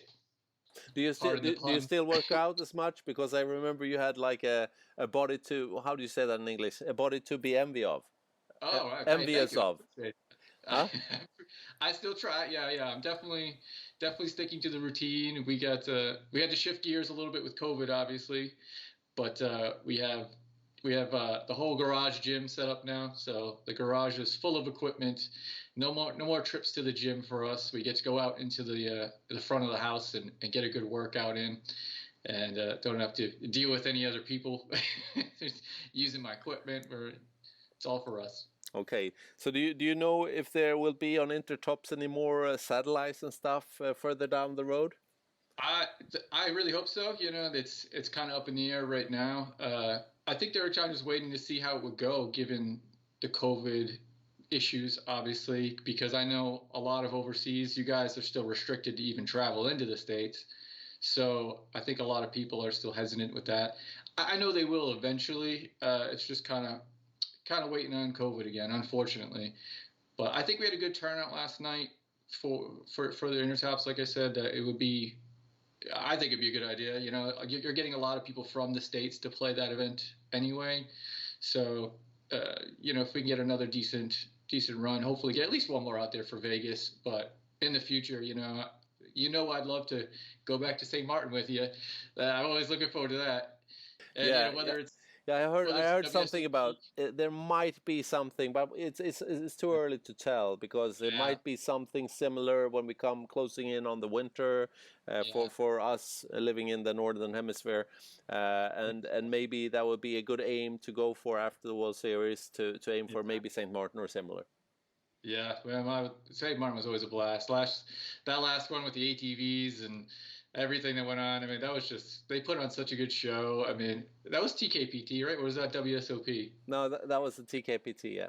Yeah, he puts on a great show. I mean, his overall event is just so amazing. He does such a good job that even without the ATVs, it would have been a blast. But it's icing on the cake, for sure. Yeah, for sure. But that's great. I mean, so you think you're gonna go back and play some more online now? And will you? How long will you be in Vegas for? Do you know that already? And what dates are the ones when you are going there?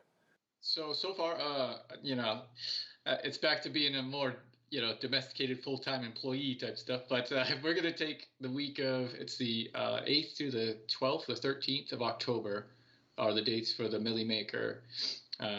So we'll be out there for that at the very least. It's crazy right now with travel and everything. As I said, a little bit older, we're working full-time and still trying to do this on the side. So I'm okay with just hanging out. I had this conversation with, I got a shout out to Brian Fight of Turbo Kings, but he's an online pro, and he's out of Texas as well. So he went up to the Choctaw WPT and was posted and put up some stuff on social media about how it's so much better just to grind from your house, like just to sit and grind online. You don't have to deal with all the lines. You don't have to deal with all the people, the drives, the expensive food, hotel costs, all of it. There's something definitely to be able just to grind at home in the comfort of your own home and play some poker.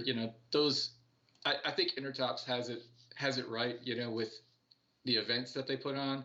Once in a while, go out, enjoy it, go play poker, but they do it more for the experience of it, where, it's going out, you're playing a great tournament, but you're also going for the experience and the event and everything that goes along with it, So I'm okay with, going to Vegas once a year, playing some poker and then grinding out the rest of it. Yeah, from the I comfort got of you. my messy office. No, I think I've been to Vegas, I mean, maybe 12 times during the World Series, something Oh my gosh. 10 to 12 times, 10 years in a row or something like that. And it is a very special thing to be there and Sure. just to see and hopefully I think people has become a bit more humble Oh yeah. over the last year and more humble towards each other, thinking more of an empathic thought between Yeah. people. Don't you think so? I think so. I mean, it's definitely put things in perspective for a lot of people. I mean, just the whole fact that we get to play poker for fun, or these people that do still play for a living. I mean, they took that away from them, right? Especially the live players. You get to play a game for whether it's for a living or for fun to make some side money. It definitely put things in perspective real quick on what you could do and couldn't do with your time, and I feel bad for a lot of people who are playing live full time and got crushed, but they'll definitely be appreciative a lot more when it goes back into full swing. That's for sure. Well, hopefully, it's done some good to people who had to find another way to make a living, and Yeah. had to dig into maybe study a bit more and get another proper job, and maybe they can Yeah. mix that up if we get back to be able to play live poker again. Yeah, I mean, in that sense, it was the same thing when I transitioned back to therapy. Just the grind of travel and the ups and downs of your finances for poker.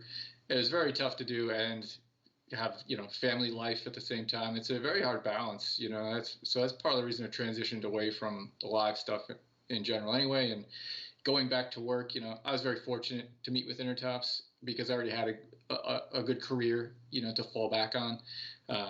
So, like I said, very lucky in that sense. But like you just said, a lot of people, they had to figure that out real quick during COVID. And it definitely, I think for a lot of people, myself included, it's like it's much nicer. It's much more fun to play poker when you're not worried about, you're not being able to pay your bills or things like that, or, balancing out stuff with your family time. So, having a good full job to fall back on makes poker that much sweeter when you don't have to worry. Yeah, but I think that's important. Well, but besides playing in Vegas, for example, since you've been in Vegas a few times, what are the things for those who haven't been able to get there and to play live? What is it that kind of is magical about going to the World Series and playing in Vegas? Well, so you've been at 10 years in a row. I've only done like 3, and so that first trip with, what was that, 2017 when I met you? That first trip out there, that was like, I just dove in. That was my first time out there. It was, blinded, bells and whistles. It was the experience that all poker players kind of dream of, where I got to be able to go and just be fully immersed in it for like the 2 months we were out there.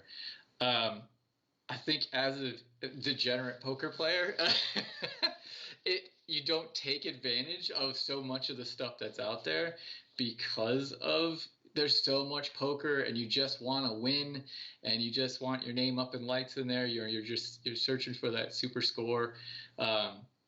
It's very funny, now that I look back on it. I don't regret any of that experience at all, but at the same time, it's not the glitz and glamour of like a really well put together show like WPT or the EPTs on, it's a grind, it's definitely a grind. It's worth it. It's a poker player heaven for sure. There's games 24/7. I mean, there's huge games 24/7, and for just, months straight, you could just play every single day, all day. So poker wise, it's heaven. Lifestyle wise, I know. It might be a little bad for your health, both mental and physical, but it's definitely worth the trip. Yeah, I think I remember, Martin Jacobson when he won was it 2014, I think, or something like that. And they had a good gym at Rio, and people were getting more concerned about staying fit. That was only, I mean, in the beginning, in the 2000s, people weren't that bothered about it. And people started to notice that if you stay fit, you are able to play all those hours and staying sharp, right? Yeah, definitely. That's funny you mentioned that. Yeah, he was big into that too. I didn't even think about that, but yeah, he was big. I remember he had his patches on. He had all these supplement patches on and stuff for brain health and everything, and mental health supplements. And I was like, oh man, he's into it. Yeah, that was like the transition. That year was probably the shift over there where people started to realize, hey, if my brain functions better when I'm healthier. Shocker, right? Like when I'm not 50 pounds overweight and eating the trash casino food all day long, I might actually do better in these things. But yeah, but it's funny when you look back on like the really old clips from the 1900s, you know, the old clips from the 80s and man, yeah. 90s, and everyone was like totally unfit and just Oh my God, and just they were so old and overweight, smoking in yeah, the yeah. casino constantly. Yeah. You know, it was just a hot mess of people back then. But Yeah, some that's great good. players still. Hey, imagine how much better they would have been if they actually weren't destroying themselves Yeah. every day when they were in there. Yeah, but we really look forward to be able to go to Vegas again. I really hope I Yeah, can no, get there this year as well. it's a blast, and like I said, that's why it's way more fun when you have those groups to go with for these kind of events, because we'll go out and we'll make a real trip out of it and make it something special. Yeah. Especially for those people if it's like their first trip out there. It's definitely, Yeah. if you haven't done it, it's definitely worth it. Yeah, I remember the first few years I went there. I was just in the Rio Convention Center all the time, you know, and then I realized that you have to go out and see maybe a show, and there's some amazing shows there. There are amazing restaurants. Just going out, watching people, you know, staying at the Bellagio fountain or something like that. So yeah, it's very easy to just be pulled into just being in it, especially in the Rio. Like you could there's stuff for you to do. You could just be in there and just pulled in for days at a time, and then be like, oh my, I gotta go get some sunlight. Jeez. Yeah, but that's great, Tim. I when we get closer to, did you say so quite early in October, right? When you're going there? Yeah, it's like the second week of October. Yeah. And we still got plenty of time if they do like run some more of the satellites. I hope they do, but either way, we'll be out there, and there's already a decent group of. If you remember Chris Perkins, he'll be out there playing for the whole series and stuff. So it'd be a good group of people to kind of get together. That's good. That's good. We're looking forward to that, and as I said, we're looking back to Intertops Poker continuing to doing well what they done before and picking up speed again now when we're getting back on track. Yeah.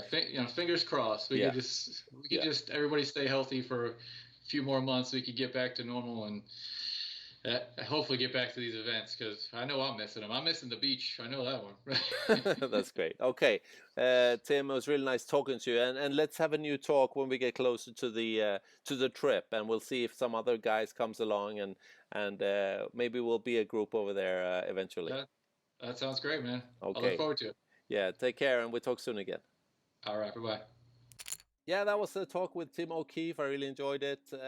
We will meet him soon, and hopefully we get to those Intertops qualifiers and tournaments that we can go to soon and meet our friends there.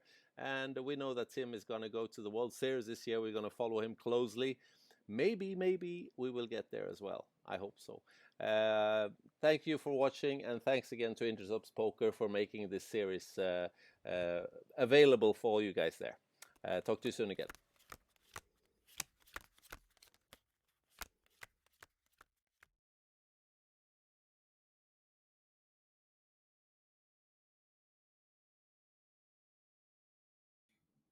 What's up, bikers? I'm Robert, and this is the Biker Bar Podcast live stream. You know, the other day, one of my Patreons wrote me a letter, and maybe it wasn't even there was somebody wrote me a letter that was regarding the channel, and they started it out that way, like, "What's up, biker? Welcome to the podcast." And then they said, "It never gets old." And I realized I always say that. So now every time I start the show, because of him, I'm thinking, oh, I can't say it never gets old. I have to come up with something else to say. So here we are. Now you got a little explanation of that. Anyways, episode 114. We got James the Bike Guy. If you haven't heard of his channel, go check him out on YouTube real quick. You can hit the link and show more, or you can just listen to this episode and find all about it, right? Anyways, while you're out there surfing around the interwebs looking for something to do, swing by my Instagram and give me a follow. or my Facebook if you're over 40, or you're 17 and you have no friends except for your parents. I don't know. Anyways, that would be great. I would appreciate it if you follow this channel and you listen to these friggin' podcasts. Do me a favor, just hit subscribe. And if you're not a YouTube person, then write a review. I mean, but if it's not a 5-star review, probably not worth your time. Anyways, I haven't gone on there to check. Last week I was telling you guys, one of you guys could be the one that wrote the review in February, and I wouldn't even that would be very exciting for me. And I haven't gone to check. So if nobody did it last week, somebody could do it this week, and you would be the one that write the review. Make me feel like this 30 seconds of me making you guys hit skip on your podcast app, make it worth it. So you do it. I do the same thing to Rogan. Get rid of all the ads at the beginning. But this is the thing. Seriously, support the channel. It helps a lot. It really does. It helps my motivation to see that stuff. And if you really want to help me even more than my motivation, you can help me out on Patreon. Just swing by there, and there's a couple different little tiers. You can pick your own tier though too. It doesn't really matter. But this is the deal. Every time I've talked to people about sponsoring my channels, I'm initially like, man, that would be great to be like getting some good money out of this thing, and like, wow, all this time I put into it. However, I immediately start backing out of it because I really don't want to be stuck to any sponsors and sounding like that sponsor guy. So I'd rather sound like that sponsor guy that's bugging you guys to come to Patreon and sponsor me there, because it actually makes me feel better about what I'm providing is if I'm actually sponsored by you guys. And I feel like I've heard other YouTubers and I've seen other YouTubers say that at the beginning of their career, and maybe later it didn't follow through that way. I can totally understand why they would. I'm not saying that they're wrong. I'm just saying that maybe right now I'm in that phase where I would like to be supported by you guys. Someday, if I have 150,000 subscribers, maybe I'll change my tune, and we can talk about that then. But until then, do me a solid. Swing by Patreon, do me a favor, and throw me a buck, throw me $5, throw me whatever you feel like is appropriate. That would be great for me. Anyways, let's go ahead and bring James back on the show. I'm gonna get him here. Here he is. Oh, I just removed him. There he is. Now I'm putting him back. How's it going, man? It's going well, thank you.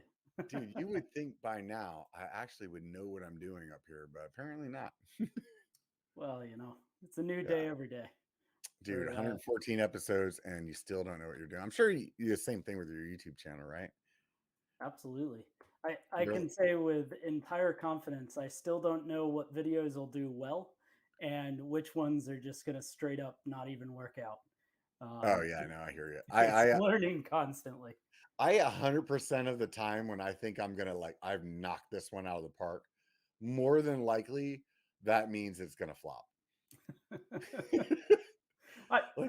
At least on my side, it usually has to do with how much effort level I put in.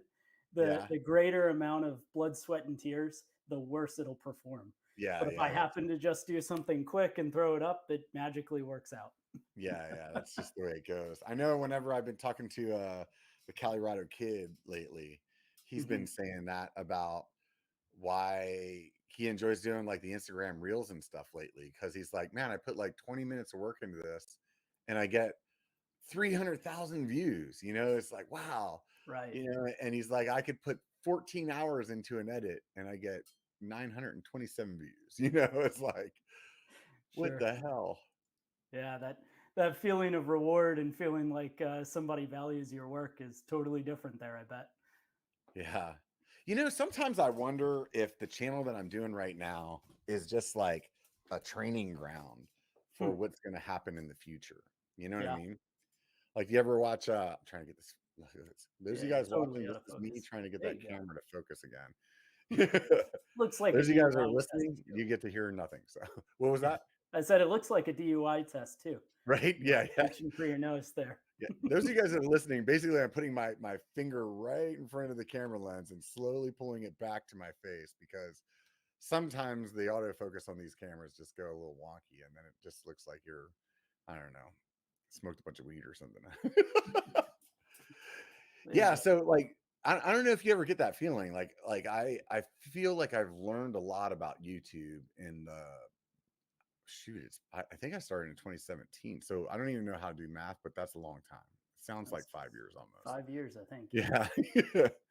That's ridiculous amount of time compared to how quick I thought I was going to be quitting my job according to BKXE. So Yeah.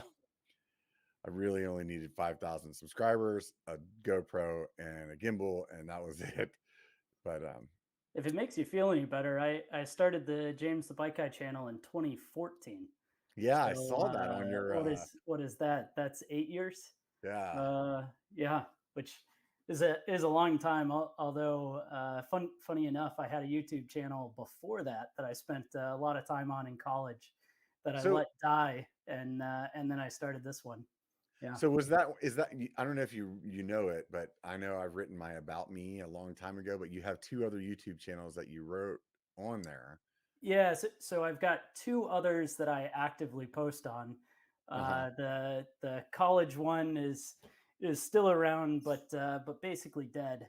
Yeah. And a couple other failed YouTube channels that I tried to start as well. But like, what do you think? Do you think that was just like it was fun for the time and you changed your mind, or you think it was like you learned a little bit and you were like, oh, I'm going to try this other thing, or what do you think it was? I can tell you with a certainty it had to do with when Google changed their 10,000 hours and 1,000 subscribers requirement for AdSense. So the one in college was basically car stuff. Along with bikes, I've always really been into cars up until I became a homeowner and no longer had funding for cars because you pay for a house instead. Right. But up until that point, always had modified cars and of course cool bikes to go along with it. But so that started to slow down, and so I had a bunch of these little YouTube channels that would put in $2 or $3 a month, and that was kind of like the dopamine shot of feeling like you're getting something, and it's not really about money, but it's kind of that fun, and every once in a while you'd hit that $100 threshold from Google AdSense and get over that, get that check in the mail way back in the day. Because back then you would be like monetized like right away. There was like right away. I mean, like I think that channel was probably 2007, 2008 that I started doing that. And so if you think back then, I mean, literally you got a paper check mailed to your house when you'd get over $100 on Google AdSense. But so I had a channel that was just like dash cam video and just stupid stuff that would contribute so little. And when Google changed their or YouTube rather changed their stuff to be 10,000 hours of watch time and 1,000 subscribers, at that point in time, I only had 3 channels that were close to eligible. One that was automatically eligible, which was James the Bike Guy, the one that is certainly what I put the most work into. And then, I've got a channel that's been rebranded 100 times and it's still not right, called Millennial Review, which is basically trash videos on stuff that you end up buying to, take care of the house or put on some windshield wiper blades. Might as well make a video of that. Yeah. And then I've got Junior's Gasoline Alley, which is essentially my channel for car stuff. I took some of the good car stuff from that previous channel, put it on there, but it's where I do, work on friends' cars or stuff like that, or remote control cars, which are a great hobby as you get a little older. Right. Yeah, it's interesting how that evolution happens. I think with this channel, I'm pretty sure when I first started this channel, you could just turn on monetization. And I think it 2016, 2017, somewhere around there, I think is when it changed. But you're right, for a long time, it would just turn on. Yeah, or you just had to make the decision. Like it was like you started your own channel and it was like, do I want no ads or do I want ads and maybe make money? You know what I mean? Like that was kind of like the thing. And I'm pretty sure when I first started this, I might have like had monetization on at the time, because I originally like biker.com was something else before Biker what it is right now. Oh, cool. And I'm pretty sure I think I started that in like 2011 or something like that. And then I want to say when they changed that stuff, it was after I was doing Biker like what it is now. And at the Right. point that they changed it, I kind of like what you were saying. I just automatically would have qualified. So it Yep. was like, oh, okay, whatever. You know what I mean? Right, right. But yeah, I remember a bunch of friends. Like I remember No Front Breaks. His channel was under the the threshold at the time, and I remember him being like, man, I'm not gonna like be able to be monetized. And it was funny like how much of a big deal it was to a lot of us that were still Right. really only making like $5 a month. You know what Yeah, I mean? well, exactly. But I think it's like validation of your work, Yeah, right? yeah, You know, it's about being able to say that you got monetized right, right, right. more than it is anything else. Yeah. I remember when I first started my channel, or like when I really first started like working this channel, you know, and I remember telling people like, imagine working a 40-hour a week job for like 9 months and then getting $100 and being stoked about it. That's Pretty what much. you know what I mean? And like people don't really put that into perspective, you know. It's not like 9 months of like like, oh, this is just fun. You know what I mean? Like it is fun, but it's like there's a serious amount of time that you put into this, you know? Right. Whether it's like the filming or the editing, or man, I knew zero about editing video when I started my channel. Yep. I mean, that alone is like people go to college for 4 years to learn how to do that. You know? Yeah, it's You true. know? Right. So it's definitely it's a lot of effort. And I think that there's a lot of us that are still, you know, it's like it's not like most of us YouTubers are not like quitting our jobs, No. because like the amount of money that you make on YouTube versus what you're making at your real job is like it's not the same, you know. Right. And I think that a lot of people just assume like, hey, they put out videos every week and their videos are sick, and they're like always telling us to follow, like pay for Patreon or click this link. They must be making hella money, you know? And it's like, no, dude. No. I can say with certainty there's a long runway before I don't have a 9 to 5. Yeah, yeah. You and me That's for both, sure. man. Yeah, A you and me both. long runway. Yeah. Yeah, I think it would have been a lot better for me to get into when I was like 17, you know? Because then the runway would be shorter. It'd be like, man, I need to make more than $5 an hour. And this is Well, I kicked myself a little bit because I've pretty much always been into videoing stuff to varying degrees of usefulness. But uh-huh. like I have hard drives that go back each year Uh-huh. that are just filled with things that I've recorded. And so Right. like, I have stuff back from high school where you'd put together, like if you went a trip to Six Flags, I would Right. video all of my friends doing that, and that would be called a vlog. But I Yeah. never thought to use any of it. Yeah. You'd put it together for a laugh the next time you got together, and stuff like that. And it's like, I gotta imagine some of these people that are getting into it when they're 14 or 15. What kind of opportunity do they have if they really realize the opportunity, right? Yeah. I And mean, Mr. Beast is exactly what you're talking about. yeah, well, that guy's absolutely brilliant. I don't know if you've watched any of his interviews or things like that. It's Yeah, but if follow it, incredible, like he started YouTube when he was like 11 or something like that. right?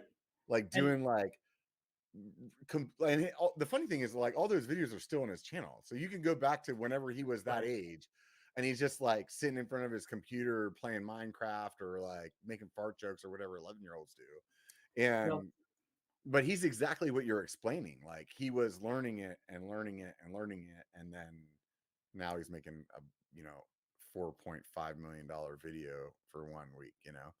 right. Like, And that part's pretty incredible that like he kept staying at it, because yeah, I forget exactly what his time frame was, but I want to say it was something like 9 years or something before he got to the yeah, million subscriber mark or something. yeah, And like to think a young adult saying, I'm just going to keep doing this, yeah, and pouring the money that he made back into it and all that stuff. It's a pretty cool story. I mean, yeah, it's yeah. No, it's super really rad. neat what people can do with basically no training. You can just Yeah. show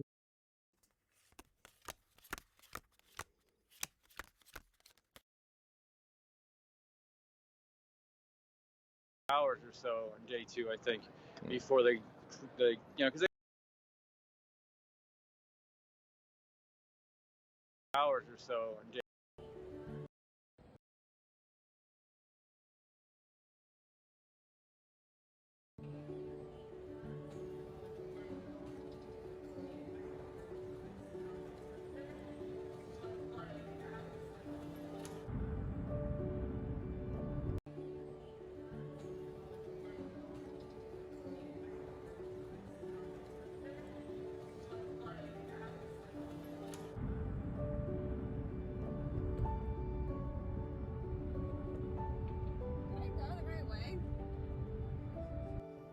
So this is a special edition of the Swedish Deal, and I'm talking to Tim O'Keefe live from Vegas. How are you, Tim? Hey, buddy, how are you? We're good. Yeah, how's it going in Vegas? It's exciting, you know. We're back at it. It's good to be back in Vegas. Nice to have a year off break. I think it was due, but now we can actually get back to business. Yeah, so tell me about the Intertops online qualifiers. Yeah, we did. Intertop sent out a couple of players to go to the Millie Maker again this year. So they won their satellites through Intertops. They played, one of the guys actually won it right from $1, worked his way up the satellites to a $4,500 package. Come out, play the Millie Maker, just grinded away. Unfortunately, he blasted through day 1 and busted about 5 hands from bagging for day 2. Oh my But, God. I mean, hey, for $1, you can't really complain too much. No, it's a sweet deal. Okay, that's a shame. How about the other player? The other player, Ian, he's actually bagged up for day 2. I think he had about 15 big blinds for day 2. All right. Nothing too crazy, but he's got enough to make something happen. Does he feel prepared to take on day 2, and how far does he have to go to come into the money, you think? Well, the last time we did it, I remember our man Barney that came here a couple years ago with us in Intertops. He grinded for probably 4 hours or so on day 2, I think, before they you know, because they just creep into the money on the day 2s, and there's a lot of the hand for hand and slight stalling and all that fun stuff that goes along with it. So it's a slow grind, but once you get in it, you know how it goes. They just start popping off. I think it'll be all right. He's more of a cash game player and a little bit higher stakes, so I don't think the pressure is going to bother him at all for, you know, the money bubble or anything like that. I think he'll play a solid game and do what he's got to do to run up a stack. But how do you feel about being back in Vegas? Is it nice? How's the weather? Beautiful here now. We're outside and what is it, like 70 degrees right now instead of the 110 that it usually is. I mean, you're out here melting usually during the summer, so if they want to move this every year to do it in October, November, I think most of the players would be pretty pumped about that. Is the sound still the same with all the people in there with the chips and everything? Man, it's, you know, I try not to get too fanboyish about all of it, but you get in there and it's, especially after the break, you know, it's without being here for a year, it's definitely has that thrill, you know, no matter what. You get in there and it's just exciting to be in the room, so. Sounds good. Okay, Tim. Really good to hear from you, and take care of him now, the player, and we'll talk a little bit later today, I hope. Okay. Okay. Yeah, I'll keep you posted. Excellent. Talk to you later. All right, buddy. Bye.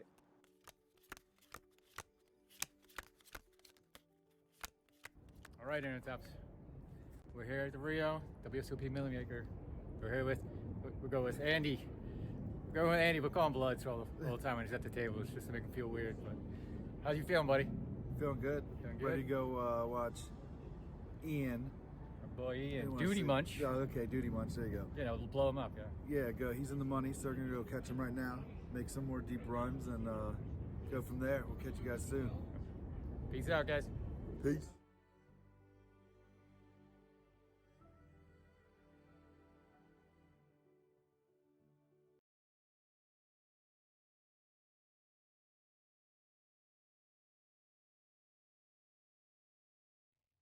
This week on NBC's Poker After Dark. Sean, I'm the best hold'em player in the world. You can't even talk to me. There's only one guy that was unbelievably out of line. Phil, I had you buried, and you weren't ever calling. Why are you even answering him? I can't even make a decision anymore. It is Poker After Dark. I think for now we should let him think. You're the worst player in the world. I swear to God you are. I swear to God. I'm done with this whole tournament. How's that?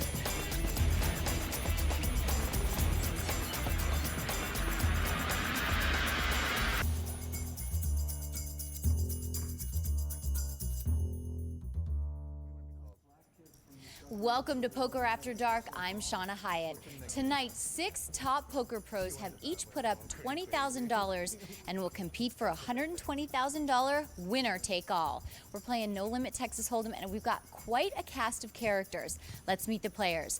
Gus Hansen, Phil Hellmuth, Sean Chacon, Annie Duke, Steve Zolotow, and Huck Seed. Let's get the cards in the air. Annie Duke is on the button in seat 4. What happened to Huckleberry? Huckleberry. Gus Hansen first to act. And Steve Z. Bear. Gus folded on the first hand. I know, it's impressive, isn't it? Lots of Very speculation on the impressive. monies I've made. 600. I'm only here today to show everybody that I can play tight.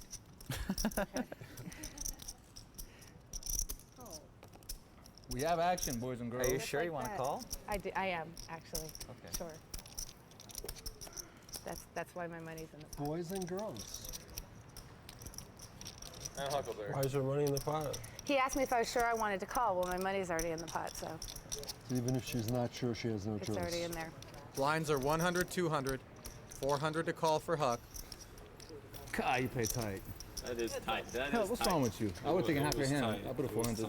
One card probably beat both of them. Yeah, you would have right there. If I had deuce 5, I would have been in. You get the 5-6 suited.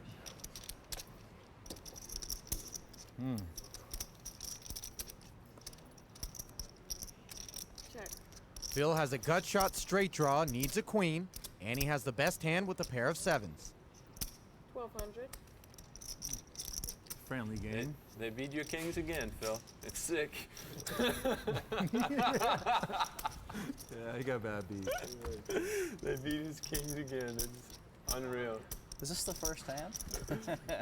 What do you have, Philly? Can you look? No, you can't look.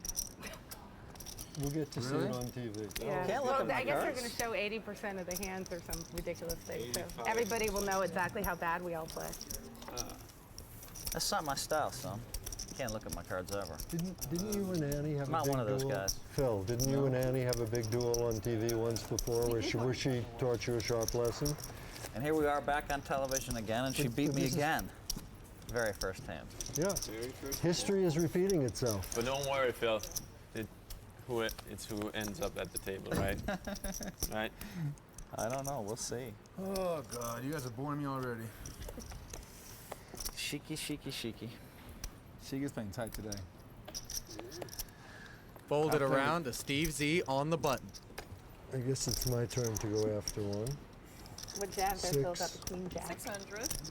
Better. Better, king, queen. Doesn't matter what I had. You got the Does it? money. First he I know, fondles the black got the money. chips, then the red chips. All I have is this money right here. 2,600. You can have that.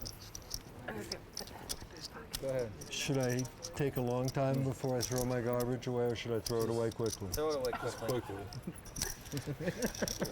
Yeah, I'm not walking off with that. Huck Seed wins the pot with a pre-flop re-raise. If you had 10s or something, you could throw it away slowly. You guys are all suckers. It's that easy. You guys get fooled. Who won the last pot? That would Huckster? be Huckleberry Seed. That would be the Huckster. 1996 World Series of Poker main event champion, Huckleberry Seed. Huckleberry Thank seed you is really very much. seedy. What kind of pizza do you have back there? Okay, I'll have some sausage. They got a guy Please, in Cold say Town now, his please. name is Well, all Turnip right, I'll Seed. have You see that. guy? That'd be great. He said Thank you. please. Yeah. You don't mean to be a. Can you say the word D-I-C-K on TV? What do you think, Shiki? No? Are you starting already, Sean? What? He is. Excuse me, is this the third Have you hand? played a hand yet?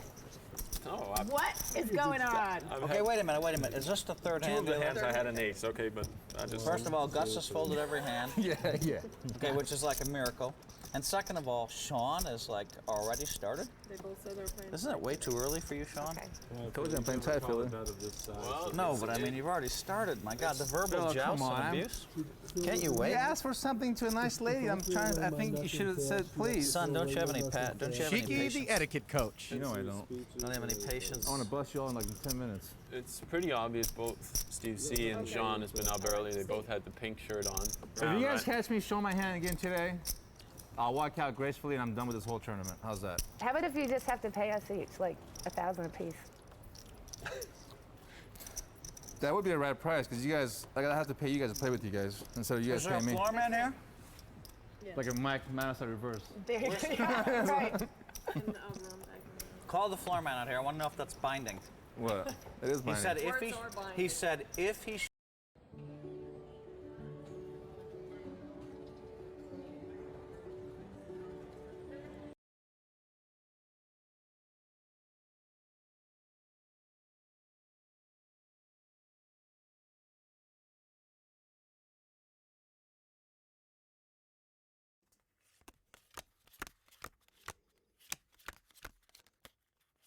Hello everyone, this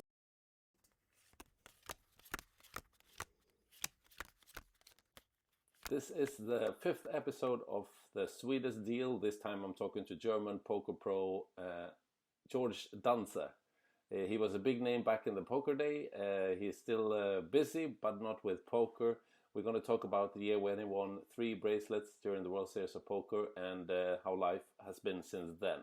This podcast is possible thanks to our cooperation with Intertops Poker. I hope you enjoy this talk. So this is Rickard talking to George Dancer in this episode of the Swedish Deal. George, how are you? Very good, thanks. It's good to see you again. It's been quite a few years. How's life these days? Is it good? It's fine for us. Like it's a little bit crazy around the world these days. So yeah, it's every day is a little bit humbling with what's happening out there. But I can't complain, so I'm not gonna. That's great. I mean, the idea for this series was that during the years for myself, between 2005 maybe and 2016 was those years I was in a bubble of poker, and I guess quite a few of us were. So when did you get into becoming a face, a name in poker, and how did that come too? Pretty much the same time frame. So I played professionally, like full time, for exactly those 10 years. So from 2016 to 2006 to 2016. I started playing a little bit earlier. I just checked when I first played online. It was in 1999. So the very beginning, right? Was it Paradise I was Poker? right there when the first like play money poker over the internet popped up. So yeah. That was like, was it Paradise Poker, or do you remember the sites? Those were the sites. Yeah. I remember Poker that. in Europe, Paradise Poker. They don't even, or maybe they exist, but I haven't seen them for a long time. Royal Vegas Poker, that was a good one. I think in 2001 I won. No, I didn't win. I final tabled the Students Championship. So you had to send your papers in that you were studying at the university, and they had a tournament only for students. It had 65,000 runners. That's a lot. That's crazy. Did it run smoothly, and did it work? I mean, it worked out, and first prize was like a full scholarship, which in the US is probably 6 figures, right? Yeah. They had that was a big. huge prize, and I think I finished sixth or eighth, I'm not sure, and I got like $800, and that was huge for myself. But the first prize was the scholarship, so that's what I don't even know if I would have gotten it if I won it. But those were the crazy days. You had Play Bunny, you had some sites that had prizes and like fancy tournaments and everything. Yeah, I remember that. I was into that too, and for myself, I was when I went to school, I was a chess player, and then I started to play backgammon. So kind of poker always were there for me as well when I grew up playing a bit of poker. What was it that made you suit the poker world? Why did it fit you to play poker? So apologies if we got some kids in the background. It's part of life, right? Yeah. So that's the new life, right? After poker. But I was a chess player when I was a kid. So I won the Portuguese championship when I was 9 and played for them the world championships and stuff like that. And I just always played chess until I was 15. And we just started playing Texas Hold'em in the breaks when we didn't have those chess tournaments with the kids. We're always like 5-hour games of chess, and then the evening was free for all the Bavarian championships and national championships and everything. I played around those times, and we just got together and played Texas Hold'em. I don't even remember who was the guy who brought that game in, but that was just the game we played. And so when I was 15, 16, I already had put in a lot of hours in Texas Hold'em where nobody in Germany even had played it before. So that's how I got a little bit of a head start into poker. And as soon as I turned 18 and was able to play in Sweden, that was my first trip. I went to Sweden to play a poker tournament. Yes. And my first tournament was in Gothenburg. So was it at the casino there or what? Yes, the Christmas Poker Open it's called. Wow, that's funny. Yeah, you know I'm Swedish. I've been there a lot. Yeah. Yes, and you can't even make it up. But the guy who took me out of the main event was William Turshan. Oh, in the first ever tournament I played. Wow, what year are we talking now? You say? So when I turned 18, that's 2001. Yeah. Wow. Yeah. William Turshan. Yeah. Yes. That's 20 years ago. That's pretty sick. Yeah. So that's how I got into it. And I just loved it. From the first time I played a live tournament, I knew, that's the kind of stuff I want to do. And I went back to that tournament for a lot of years consecutively. Always when I was single back in the days, right? And I could just decide where I spent my Christmas. I went to Gothenburg to play that tournament.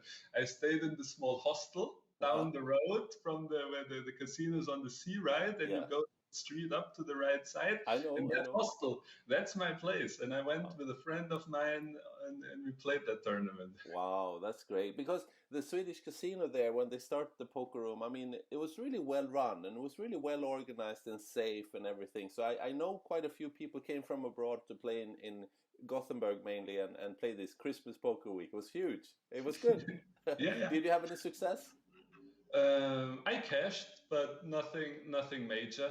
I was doing okay always. Like it was a vacation trip. I didn't really treat it. Oh, I go there and then I play for 2 weeks and I want to earn like my $500 a day or something. No.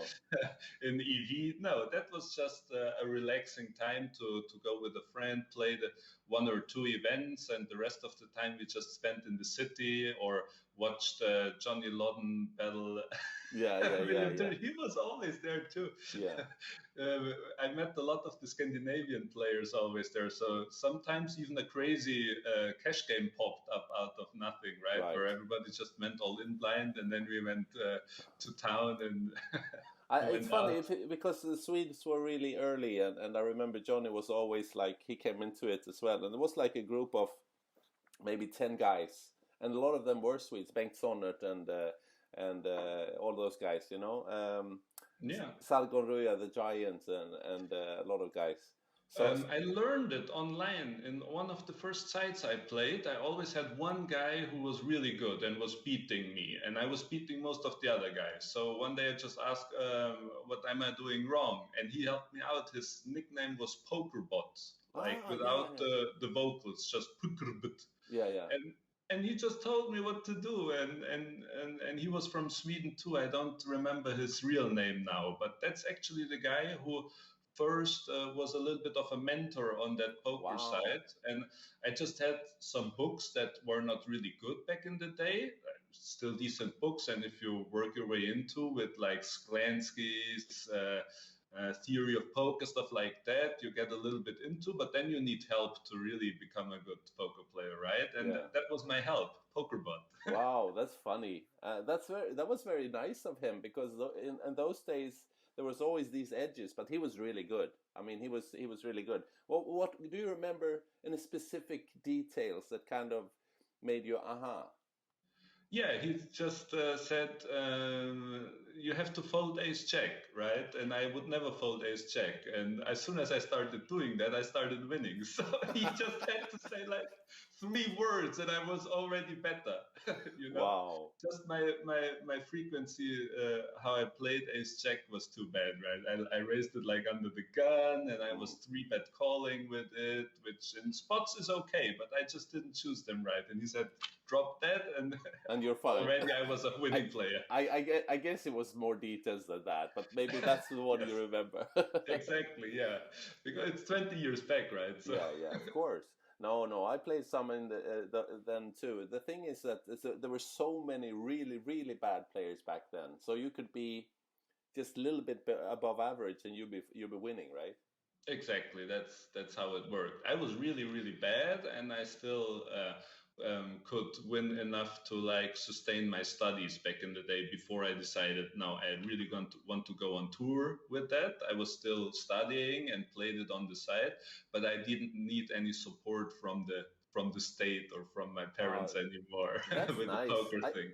I used to work in nightclubs to support myself like a few days a week. That was my income way. I wasn't good enough to make money on poker for some reason. I did that every Tuesday too. I was the guy doing the beers in the German bar in Freiburg where I studied every Tuesday. Yeah, but that's great. You were never really, I think when we talked back, one of the first interviews, you never were into cash games much, right? Oh, yes. Well, did you play a lot of cash games? Not a lot, but yes, it always went in swings for me. I jumped around during the career quite a bit. So there was a time where I just like 12 table limit hold'em 5-10. Wow. For a million hands, you know? Yeah, okay. I found some old screenshots where I just had 100,000 hands in 1 month of 5-10 limit hold'em. Wow, that's grinding, man. That's grinding. Yes, it was like, I think I was punishing myself for something. I like spewed some in a tournament, and I just said, now you just sit down and play 100,000 hands in a month of limit hold'em, and then you know what real work is again. Yeah, but I mean, if you did that, did you see, then you could almost find a pretty steady income, even if poker is go up and down, but I mean, did you make a steady profit doing that?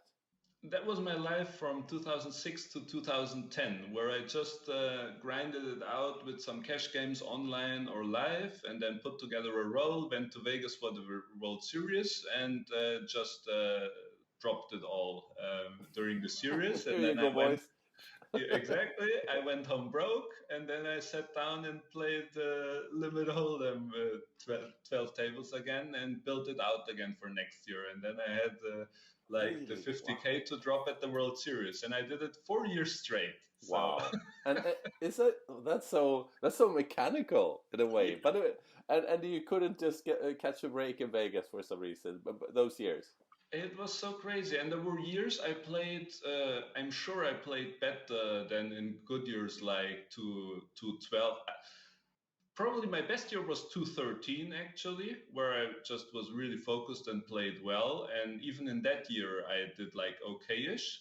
And the year 2014, where everything went right, I wasn't even that great, like in a mindset and playing so great. It's just, you never know. And in the years 6-10, I couldn't catch a break. Like one of the hands is even like became quite a famous when I lost to Dmitry Nobles in the main event, and I had a huge chip stack and the perfect table and everything, and I was sure I was winning it, and then I just lose on a like 20% for the opponent. I just lose like $1 million in equity, and that was the 2006, right? And it was every year was like that for 6-10. And I just, had a nice rhythm for me. I wasn't even mad when I went home from Vegas. I said, same as every year, and just took like 2 weeks off. I always went to Sweden, to the north of Sweden, to the national parks that are up there, where you are completely alone. You probably know them. Of course, it's like a meditation, like getting away from everything. Exactly, just with a backpack and in the middle of nowhere. I sat down for 2 weeks, and then I came back and started grinding again. It was like clockwork. Every year was the same. But what was it? Because I remember in the early days when PokerStars started to take bigger pieces of the market, and they decided that they wanted you as a poster boy in a way, right? Well, how did that come to? Yes, that was really early. The German manager Sven, thank you again, Sven, for taking me on the ride. He wanted to have like a ambassador team for the German market, and just got together the people that had a little bit of name or created content. Back then I was writing a blog, the Poker Amigos, with a friend of mine, Jan, and we already put some stuff, so they knew that we were doing it in the early days of poker, and so they put us on the team and supported us, and that went on for 10 years. I stayed there. So did you enjoy writing there?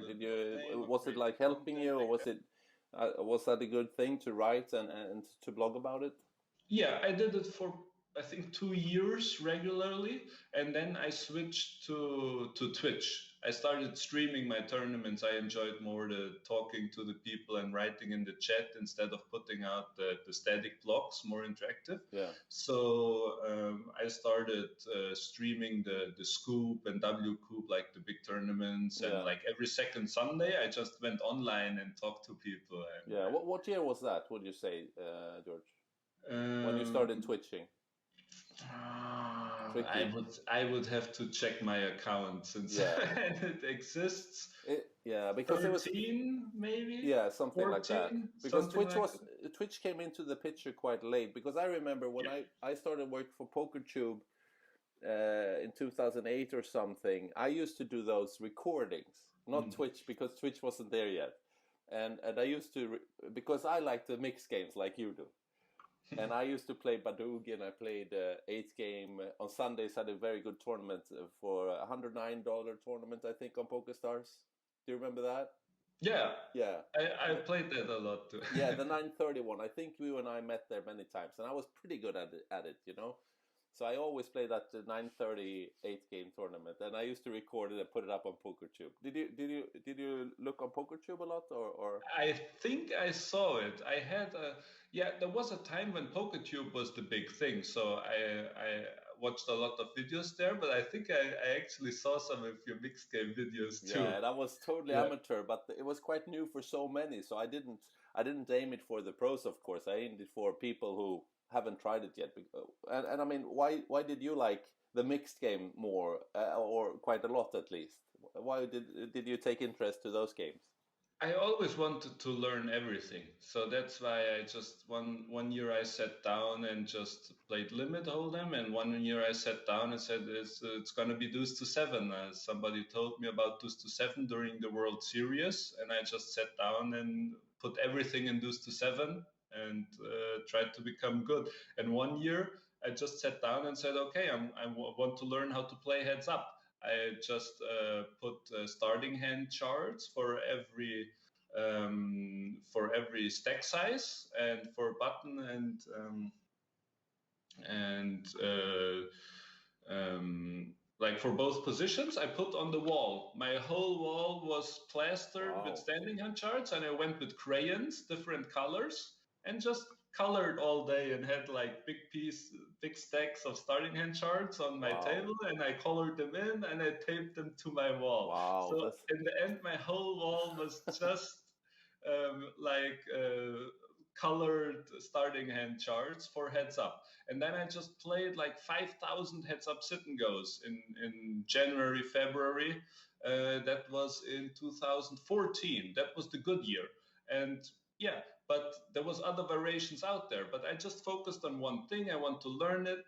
In these days, you couldn't play heads up without beating the cartel. There was a cartel on stars. You remember that time? So they would just like switch out. They had a rule who is allowed to play the fish. And when you come in new, of course, you're the fish. So I was always playing against one of the cartel guys who had a certain rate how often they are allowed to play against. Wow. So all I was playing was the best heads up set, because I didn't want to play like the $10 thing. So I played like 100 to a 500 heads up sit and goes, and only played against the cartel and Don Polk. And Don Polk was always shit talking me. He was the worst. He was always in the chat and telling me what a donkey I was and stuff like that. We got into a fight in the chat. Really? Don Polk and I. Yes. Wow. And in the end, I actually finished up against the cartel after 2,200 heads up sit and goes, and then I played another 2,800 six max sit and goes. So I played the 5,000 sit and goes in total. And then I felt, okay, you learned it. And after rake, I was up. So I felt like, okay. And they wouldn't still let me in. And then it just got too gruesome. Why should I like try to beat the cartel for my whole life? Either you get in or not. And I learned enough. I made a little bit of a profit. I learned trash talking from Doug Polk. And then I went on with my life and prepared for the World Series, because that was always in those years after the screw up years, 6 to 10, I had like the good years where it was always focused, January, February, learning something new, like I explained how my mind worked for stuff like that. And then beginning March, there was always the final of the European Poker Tour, so I had to focus a little bit. You went in February, there was Prague, right? And then we went to like San Remo, and then in May was Monte Carlo. And in between that was the Scoop. So that was 3 weeks grinding, mixed game tournament. So really get prepared for the World Series. I think I still have the most caches in the Scoop. Worldwide, even after like 5 years off, nobody's catching up because they're too lazy, I think. Yeah. So wow. Yeah, I remember that was such a grind, and I played all the mixed games then also during Scoop, and just looking at the charts, getting points and see where you ended up. It was fun. And you are still number one there, you think? Or I think so. I haven't looked it up for a couple of years, but I can't imagine somebody catching up ever in that, because that was my grind, right? I just played every Scoop tournaments for 4 years in a row. Right. And then finally I ended up winning it. That was the worst. The year I won it, that was the worst, because they called me. Then after the Scoop, there was Monte Carlo, right? Then straight to the World Series for the real tournament. And I'm sitting at my second final table in 2014, I think the 08 final table. They call me, George, there was some miscalculations, and they took away the leaderboard in 2014. I won the Scoop leaderboard, and they took it away because there was a miscalculation in one of the tournaments. Probably Negiranu can tell you a couple of stories about how that can happen. Wow. So that was the year they got me, and I was so mad. I busted in 6th in the tournament, and I was even more mad. Yes. That's terrible. Yeah, okay. It's fun. I think the mixed game, because everyone played No Limit Hold'em all the time and only those tournaments, but making it into the mixed games, it kind of gave you a bit of a challenge and more interesting. Exactly. That was it. Just picking up a new challenge, getting into it, and then with all the mixed games, you have better chances for leaderboards too. And that was always something that I enjoyed a lot, to running for leaderboard, no matter if it was Scoop, WCOOP, World Series of Poker. I always wanted to have a chance of winning that, and you can only do that if you know the mixed games. So that was one of the things why I got into it. Yeah, I remember that for the early years. I don't remember what year, but the ones that made it to the World Series of Poker Player of the Year, they were the guys that played those tournaments with 120 players or 250 players instead of 3,000 players. And especially in the mixed games, there was always some people that ran in there and jumped into the tournament and didn't have one clue. They didn't know what they were doing. So it was quite easy sometimes against some opponents, right? Yeah, so the tournament, the EV in the tournaments was fine, like because you have a lot of experts that only play that game, so they probably have an advantage on you. So they had advantage on me, so especially in stud and games like that, there was always players who were way better than me in stud. But because I had all of the games in my repertoire, there was still enough people in the tournaments that I could easily beat in stud, right? And then there was games I was better at and games that I was not so good at. But overall, I had a decent grasp over all the poker games out there. Yeah, after being, I don't know if you had any other girlfriends, but I know you said that you met your girlfriend now, mother to your kids. Are you married? You're not married yet? No, we're not married. No, we're living in together. sin. That's perfect. Now, did you meet her in, what was it, 2010, 2011 something? It was end of 2009, like really, really end of the year. I was going to a party with a friend of mine, and she lived with one of my school buddies in Munich in a shared space. So she opened the door, we went in, and I really liked her, so I wanted to talk to her, but my buddy, he was allergic to cats, and they had 2 cats. So after 5 minutes, he's completely red and like completely out of his mind, and we had to leave the apartment. So I just saw her for like 10 minutes total, and then accidentally I meet her again on New Year's Eve. That was on the 26th. It was like a Christmas party we had, and then on New Year's Eve I met her when we were watching the fireworks in the big place where in Munich is the Oktoberfest. Yeah. And a lot of people go there. And she and her friend were there. And I had to leave for the Bahamas because PCA always starts in the beginning of January, right? So I had my train scheduled for 3:30 in the morning that goes to Frankfurt to fly. So on January 1st. Yeah. On January 1st. So I'm still there on New Year's Eve. We see and then it's 12:30 and said, oh, sorry, I have to go. I have to pack my bags. I'm going to the Bahamas. And she says, I wish I could go to the Bahamas too. And I said, yeah, let's go. Really? And she was like, is this guy serious? And the other guy who knew I was a little bit crazy, but it's not out of the possibilities that I am serious. Said, I think he's serious. I said, no, it's serious. Give me your number and your birth date and your name, and I'll just send you your ticket in 1 hour before I can go. And she was like, well, okay, here's the number. And I had to rush home, like, book another ticket. I hadn't packed anything. Like, now it's 1 o'clock. I have like 2 hours to get everything done and tickets and everything. But I managed to get everything together and booked her a ticket. The next available was like 12 hours before after my flight. Not for the same flight, but for the next, of course. So I sent her the ticket, and off I went to the Bahamas and arrived there. And you know how the mobile coverage is in the Bahamas. It sucks so bad you can't reach anybody at home. So I didn't know if she was gonna come or not. And she was fighting. Like her father said, if you go to the Bahamas with a guy you just talk 10 minutes to and he's a poker player, then I'm not talking a word with you again ever in your life. Like, and her grandmother said, wow, that's the best thing. Pack your bikini. It's gonna be great. And it was like all these things. She got the visa settled, but in the end, she came. So we had a nice trip. I like binged, no, the other way around. I bricked all the tournaments in the Bahamas, of course. So that was like the worst PCA, like money-wise. But yeah, now we have 2 kids and are together.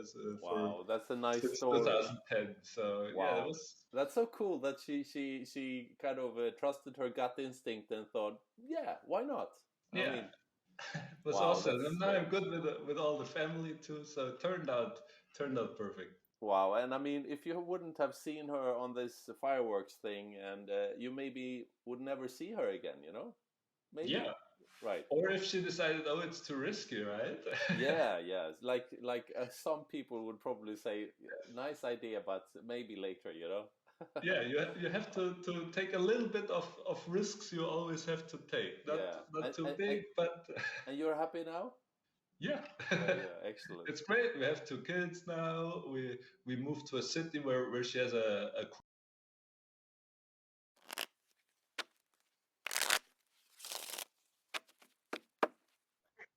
So, ich spreche mit Erik Kollmann in Velden. Ich will nach Velden in Dienstag fahren. Is that good? Is that good, German, Erik? Yeah, it's good. It's very good, the German. So, because my English is... Your English is perfect, Erik. How are you?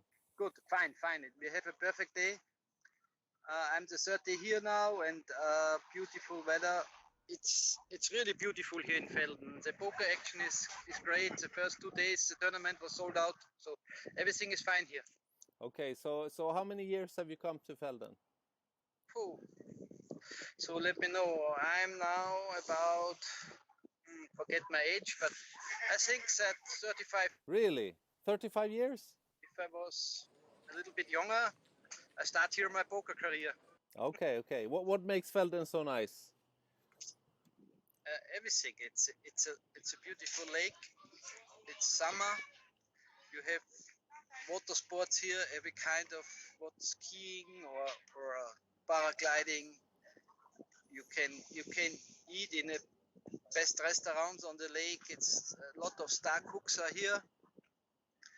And yes, and the poker action is great. Every tournament is sold out, and and maybe after them a little bit party, just a little bit.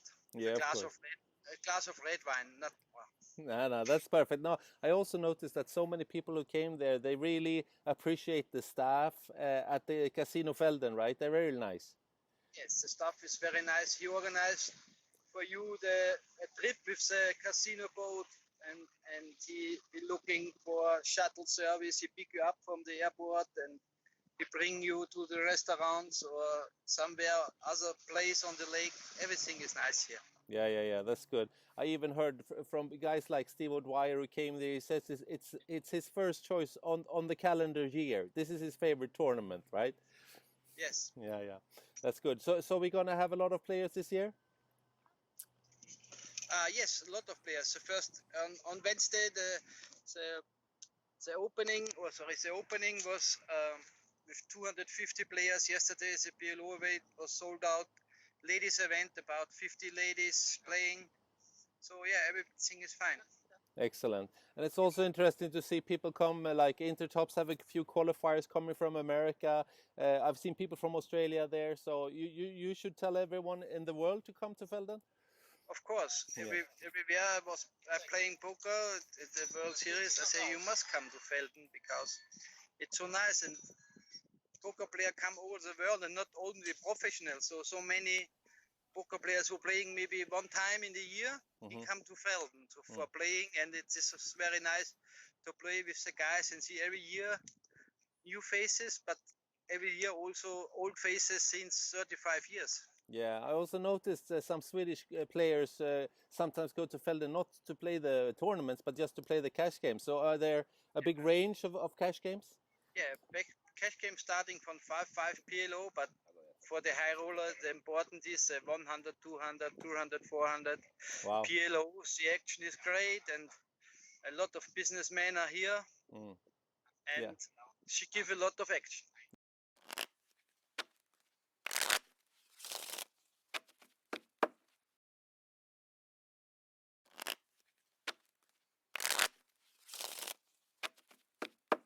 Very welcome to beautiful Velden in southern Austria. It's extremely hot today, and this is the first day of the main event of Poker EM 2019. Intertops Poker is here as usual, and we have 4 qualifiers with us today, and we're going to follow them all the way through to the final table on Saturday, and hopefully we will get 1 or 2 guys from us on that table. Now it's time to talk to poker manager Hjalmar Littin. tonight we're going to have the start of the first day in the Poker EM main event, and I'm here with Hjalmar Lettin, poker manager of Intertops. Hjalmar, how are you? Very good. Very good today, yeah. Yeah. So how come we come back to Felden every year? Well, as you can see, it delivers every year. I mean, it's just, we're just so lucky with the weather. It's an awesome location, like I said last year, and players just love it. It's a very relaxed atmosphere. Day activities can be done on the lake, outside of the lake, so it's not so weather dependent, which is really good. But obviously when the weather is like this, it's much, much better.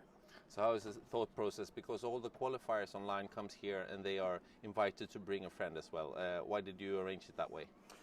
Well, mainly because we want everything to be around the experience and the adventure of traveling, and we kind of find, or I find, that it's usually done or appreciated more with a friend or a partner.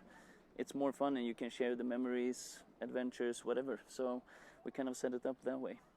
Yeah. Okay, we've seen Peter and Daniel, who comes here every year. They are one of the 4 qualifiers. They're from Hungary. Yes. We met them before. We're going to follow them now again. But tell me about the other 3 qualifiers. Well, it's a good mix this year, actually. We got one Brazilian guy, Eduardo, who found the website online, just randomly searching for poker tournaments, and found our package. And yeah, he made it in. I think he tried 3 times and was successful on the 3rd time. Won a good package. Then we have Hussein from Chicago. He brought his girlfriend over. He's been with us for a couple of years, so it was really nice to see him qualify and to finally meet him. Yeah. And then at the end we have Alexander from exactly from Russia. That's also a new guy. He's been on Intertops, or he has had an account for quite a while, but started playing recently and also qualified quite quickly. So it's good. Yeah. What is fun this time as well is that when Peter wins a package, he brings Daniel, and this time Daniel won a package, he brought Peter, so they are kind of Intertops players too, since they're playing here? I mean, it's strange, because when I met them this year, it's kind of more that they are friends, because we met them now 4 years in a row, and they also joined us to St. Martin earlier this year, or late last year. So it's more on a friends basis now, even though they play for Intertops. So it's really fun to see them, and it's just, you can share so many more things. You talk about last year, previous years, and you have, the vision for this year. So yeah, I'm looking forward to how they do this year. So we have a female friend of Eduardo from Spain, Virginia, I think, and there's Hussein's girlfriend who's here. They are going to enjoy the town. Yeah. But also Alexander brought a friend that is a poker player, right? Yeah, I don't know too much about his friend. I think his name is also Alexander. Right. So it's AA, so that's good. Runs good for the American Airlines, right? Yeah, of course. So hopefully he gets to play 1 or 2 other tournaments during this festival, because it's just a great setup, right? Yeah. So we're going to have quite a few players playing the main event starting at 3 o'clock today, and of course we're going to follow them all the way through, and hopefully we will get at least one of the players at Saturday's final table.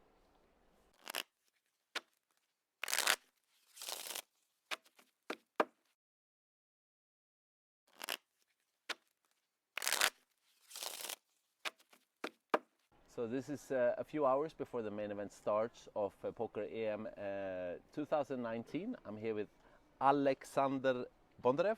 Yeah. Yeah. How are you, Alex? I'm fine. Yeah. This is a good place, and I don't want to play.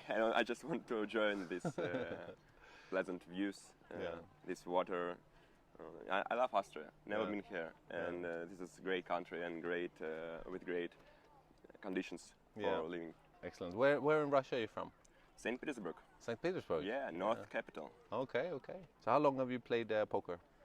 Well, I first took cards when I was 16 in school. We playing among even during the lessons. One dealt and other just played. And seriously, I started playing in maybe 2011, 2012.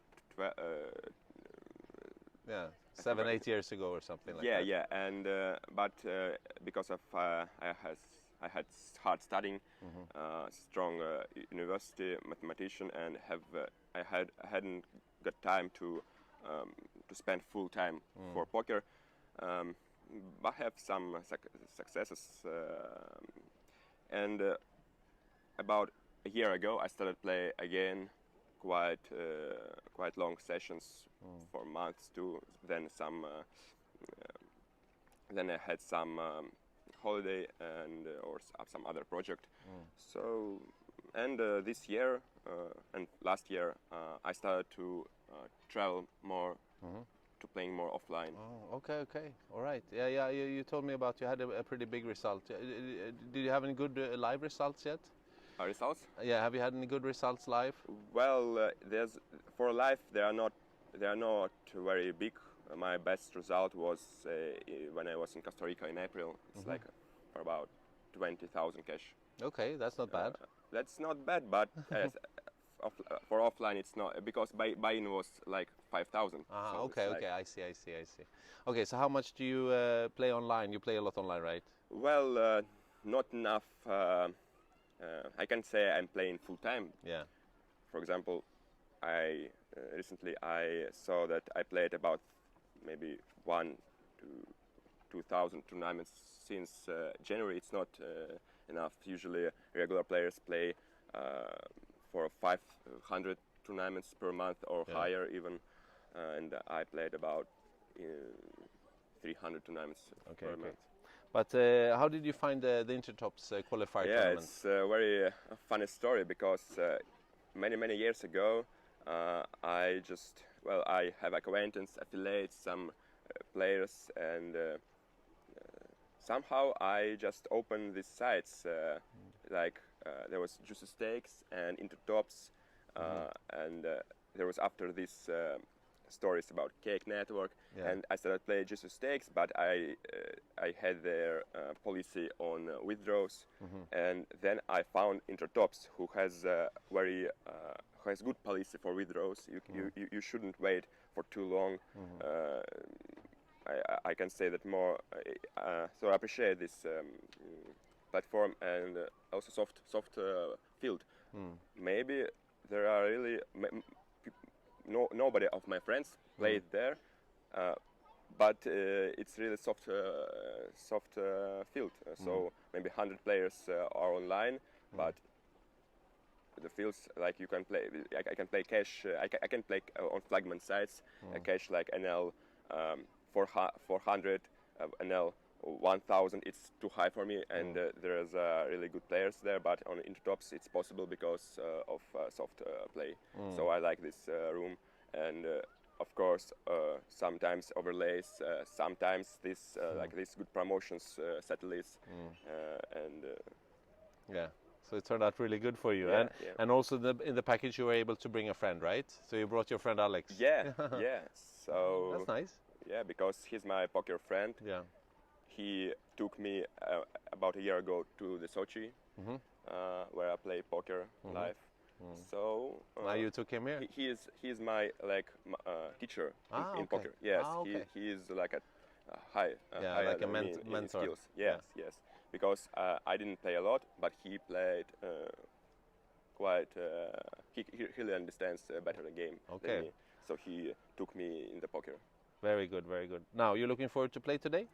Yeah, I'm waiting to grab the card. Yeah, of course. And of course. Chips. Yeah, of course. We're gonna follow you and all the other qualifiers, and your friend Alex, of course, throughout the tournament.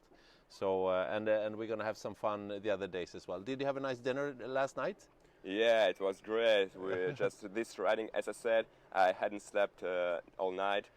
Had this missing flight, other worries, and this long journey here. But after riding on boats, high speed through the lake, beauty, spectacular views, and to this restaurant, it's like I just was very happy. It's one of my best experience, among the best experience. Yeah. Yes. That's very nice to hear. Great. Maybe that's the perfect. Even if it's I didn't expect such great warm meeting. Yeah. that's great. I think Intertops are really, and Hjalmar is really trying to make it a good visit for the qualifiers, and hopefully you're going to leave Felden with a good feeling inside. Yeah. Yes, of course. Okay, good luck to you, and we're going to follow you throughout the tournaments. We talk more later. I will try to tell about you. I'm start to writing articles on site, Russian community site. Ah, really? So yes, I wonder to write about this journey, because I think many players, many people will be surprised. Such a beautiful place to play. I think they don't know about it. Yeah, very good. Good luck to you, Alex. Thank you.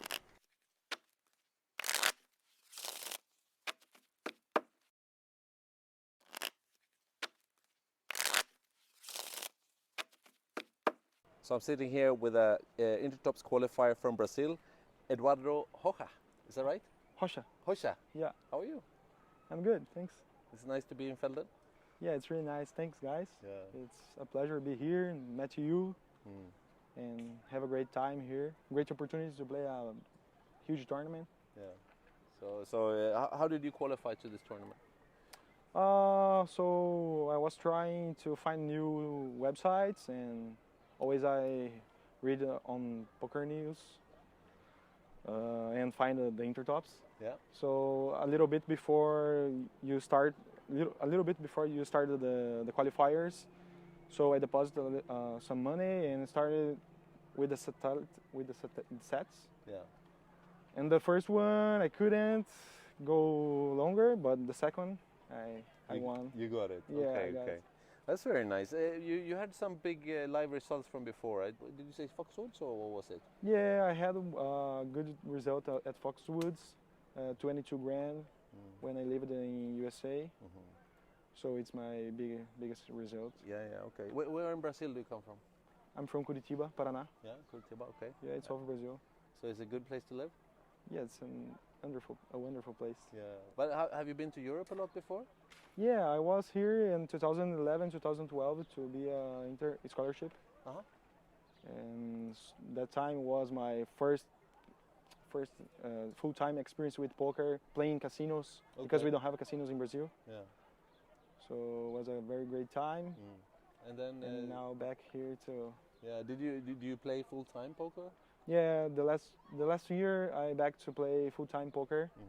I was trying another kind of jobs and situations, but I don't know, the things didn't happen, and the poker looks like it's my area. Yeah, apparently you're pretty good at doing it as well. Are you looking forward to play the tournament? I'm sorry? Are you looking forward to play this tournament here in Austria? Is it going to be fun? Yeah, of course. Yeah. Of course.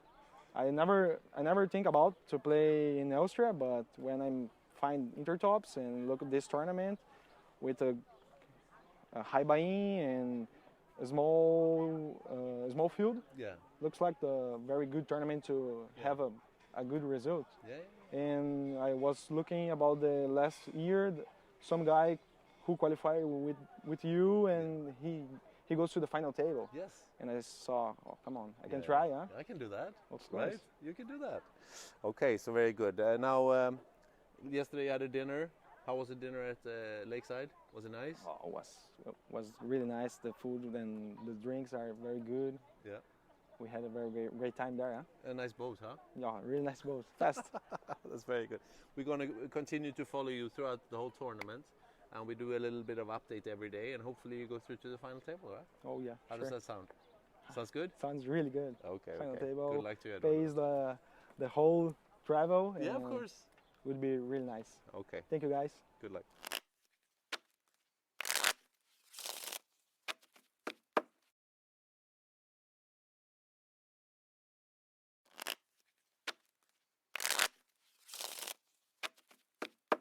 We have 4 qualifiers coming from different parts of the world. We also have one of them is American. Hussein, how are you? Great, how are you? Yeah, very good. Where are you from? I'm from Chicago, originally from Pakistan, but yeah, today I'm coming straight from Chicago. That's very cool. Did you have a nice trip over? Was it long? Yeah, it was long. You know, I've actually never traveled internationally. Wow. I've never been to Europe, obviously, so it was definitely a long trip. but it was good. I came with my girlfriend. She's traveled a lot, so that helped. But yeah, we traveled with layovers 25 hours.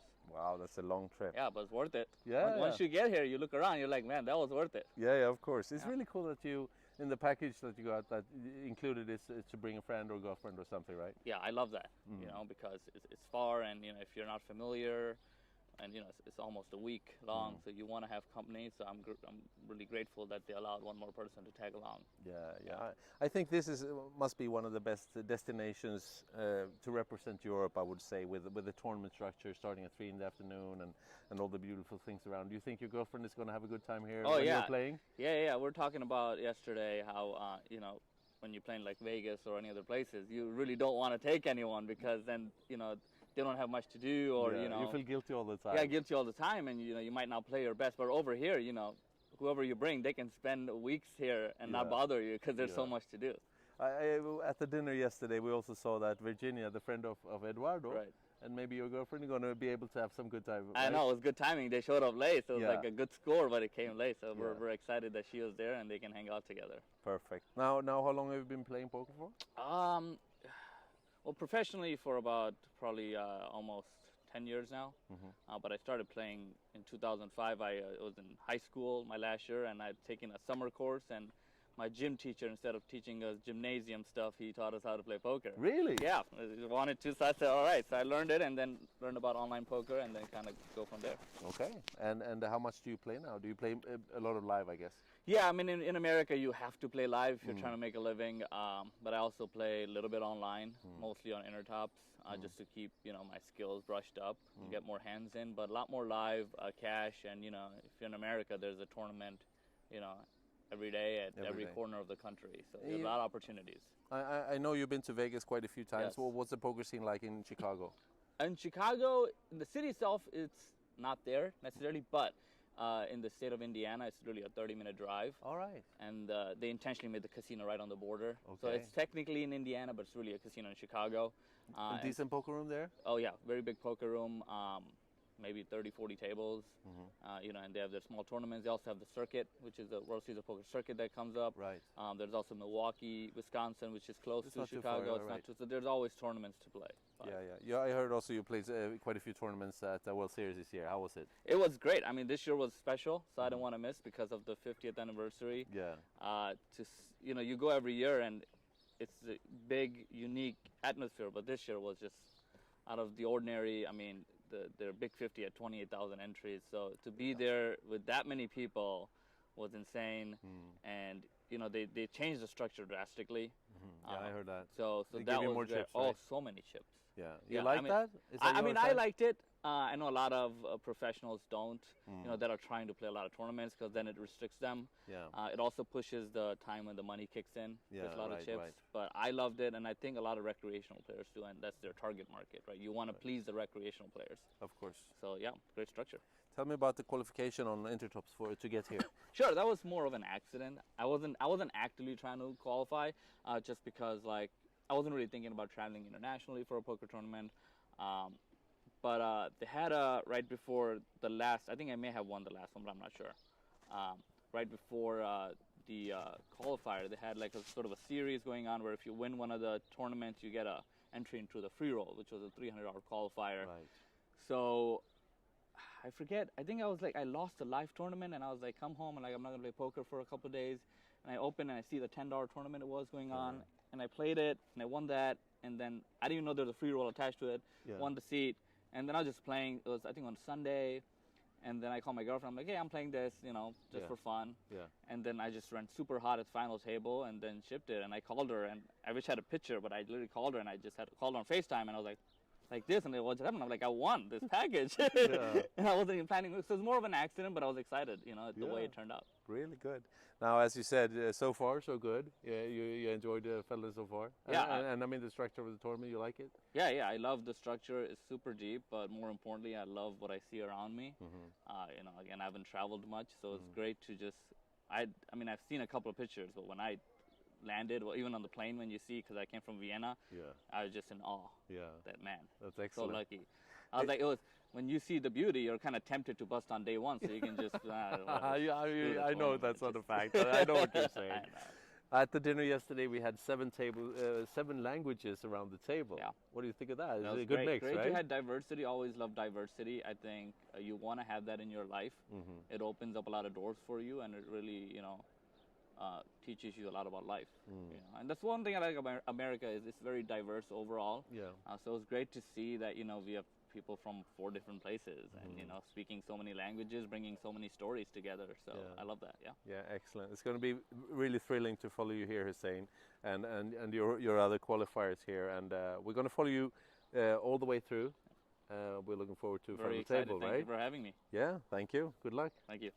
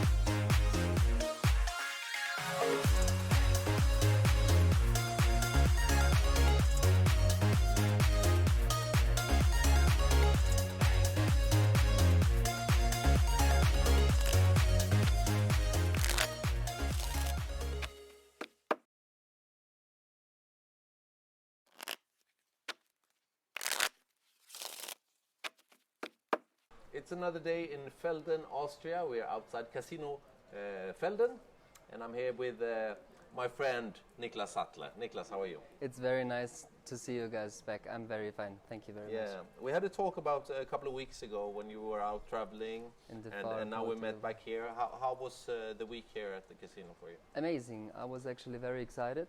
Like, what about like players, numbers, venue, organization? Like 30 years anniversary is like a big event for us, but now it's like the day 11 and things worked out very well. So we are very proud with everything. Now we're sitting outside, of course, in this lovely restaurant, and the weather isn't the best, but the weather has been fantastic for the whole week, right? That helps. Actually, it looks like a bit sad right now, but I think people are really hunting for this rain right now, because last 8 days were like super sunny and super hot. We had like every day more than 30 degrees. Yeah, sure, come on, please over. Yeah, that's nice. Now, thank you very much. Do you know how many tournaments you have arranged over the past 11 days? I think it was 16, including satellites and so on. Yeah. But we had some, as announced, lovely, like our favorite events in Austria. This Showdown am Wörthersee, the 500, and like the 6 EM title events, and everything like worked out super nice. Yeah, that's great. We also had some good parties. We had the. It's always nice to see the barbecue here. I think it was it Wednesday or Thursday? Yeah, and you're going to keep on doing that every year? Yeah, is that for a good sure. tradition? Yeah, players are used to it. My staff is used to it. Like, people like it, and we also love it to catch this maybe 1.5 to 2 hours per day. Like, we break the main event for like, let's say, extended dinner break, and people are coming together. You can have a talk. You know, people are a little bit more relaxed because they are not so focused on the game for this time, and we can catch actually this honest talk, like honest feedback, and it's so like priceless. Yeah, of course. For the fourth year in a row, I'm here with Intertops with Hjalmar and the group, and we saw from the qualifiers from USA, from Russia, from Brazil, and Hungary. They all found everything outside the poker is, you arrange so many nice things. I mean, are you going do you hear a lot of that from players who come here? Yes. Actually, I was super happy to hear from foreign players who came here the first time ever. and they were saying like, whoa, I've never heard about this place. There's lovely cash game action and a good tournament, and everything is like very unique and very small. You're not like big number like on other international stops. I mean, it's always nice, you know, but players here, they find a lot of attractive sports and, like, let's say, attractions beside the tables. Yeah. And that's the good thing. And if I hear from people coming from Brazil or Russia over and they're saying super amazing, you guys provide a boat for players and the VIP shuttle and so on, it's like the nicest compliment we can catch, actually. Yeah, actually yesterday and the day before, we went out with the casino boat to some place called the Caribbean, because it was just turquoise. It was really. And today we went to this Pyramidkugel. It's like a tall building with a slide and zip lines and I stuff. think I did the same boat trip today. Yep. And I was listening very careful, and the guide told me or told us that it's the highest wooden tower in the world. Yes. Like from wood. Yeah. And there is like the slide down. I took the slide down. How was it? I was amazing. Really? It was amazing. How long is that slide? I think it's like from top to bottom is 52 meters, but it's going round, so it's like maybe 150 meters. And I was laughing all the time. Really? It was, and you're feeling a bit kind of dizzy? No, I'm fine. It was just fun. It was just fun, and everyone liked it. So we took the poker shuttle over there, which was great. We were 7 of us, so that was really good. That's perfect. Now we're rounding off the tournaments. We have the final table running here. Yes. What is coming up further down the road for Casino Velden? Is there any other things? I read something about September. Is there a high roller here or something? We are actually planning since years to have these high rollers in May and in September. This year in September, we unfortunately have to announce that there will be no high roller in Velden because we reopened poker room in Vienna. Ah, really? So in Vienna inner city, the first district after the closing in 2015, we will open on the 1st of October. Oh, and really? we're gonna host from 2nd till 6th of October. It's like Tuesday, Sunday. Yeah. High limit cash games action. Okay. Yeah. Oh, PLOs, 7 card start and 50, 100 no limit hold'em. Yeah. Yeah. So that's good. You have, is it 12 casinos in Austria? 12 casinos in Austria. Yeah. We are preparing actually also for the big law change in Austria on the 1st of January 2020. Yeah. There will be a change, so private clubs are supposed to close. Oh, really? And yes, because in federal law it's like written down that only licensed casinos are allowed to play poker. And other casino Which games, is good for Casino Austria, which I guess. is very good for us, and we actually take this option like with like open arms, you know. Of course. And you're prepared for maybe a absolutely, more players? yeah. We needed to create more infrastructure, like from the technical supply stuff, like floor, dealer training, like the whole strategy actually. Yeah. And it's so far we are prepared. Yeah, excellent. Now, a lot of people going to Austria in the summer is maybe not the first country you think of to go to a place like this, but now we know we can go to Austria in the summer and enjoy it.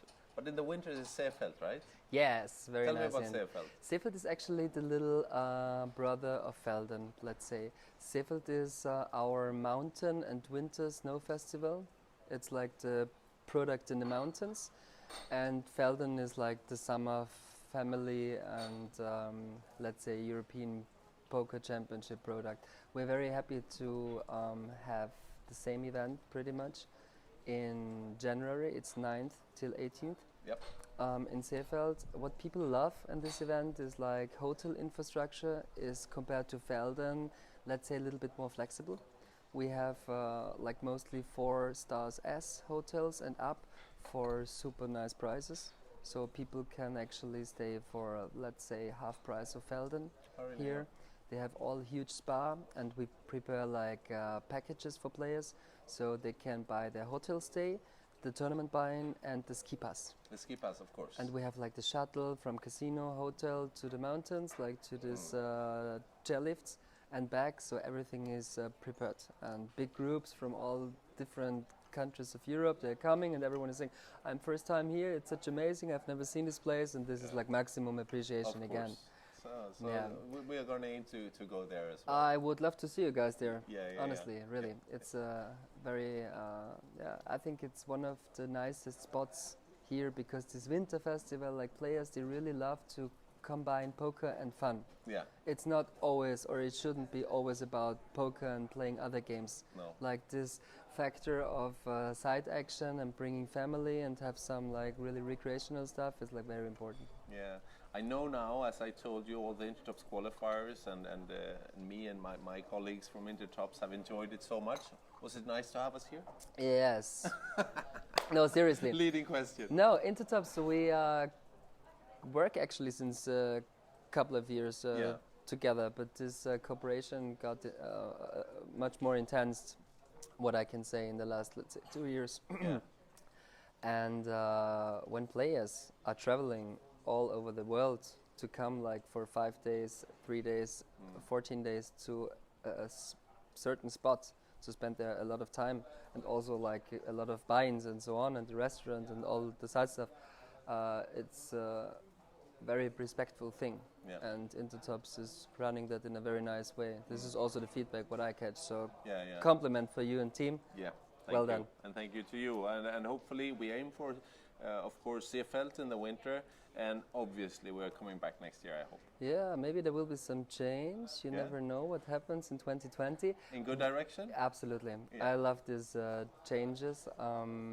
We are trying to create something more on top, and therefore we're gonna change some things, and we're gonna announce, I think, in the end of September, the beginning of October. Yep. We're gonna create like a completely new tournament schedule for 2020 in Austria, and also some highlights, and one very big highlight will be announced very soon. So. Excellent. I think what you and I should do, like we did like 3 weeks ago, we hook up on Skype wherever you are, and you tell me about the news, and we can share it to the players. We and can other do that in late autumn, like Yeah. a little sometime before Christmas or so. Yeah. Sounds good. Well, Okay, thank you super. very much. Thank you very much. All the best.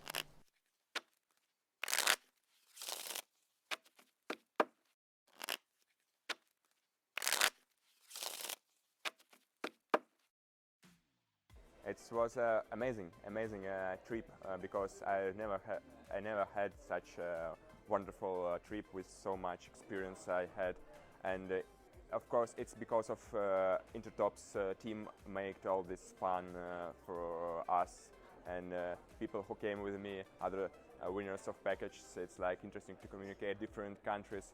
So much experience I just can't put it in 2 words. It was really great. Again, with help of Intertops team, we had wonderful riding over the lake, beautiful lake, and this trip.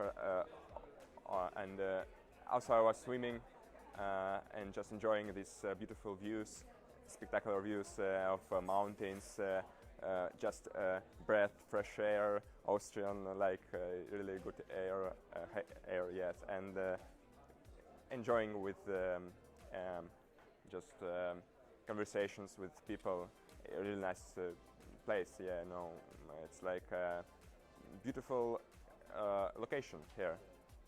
Again, this warm meeting of Intertops team and all they did for it. It's like great.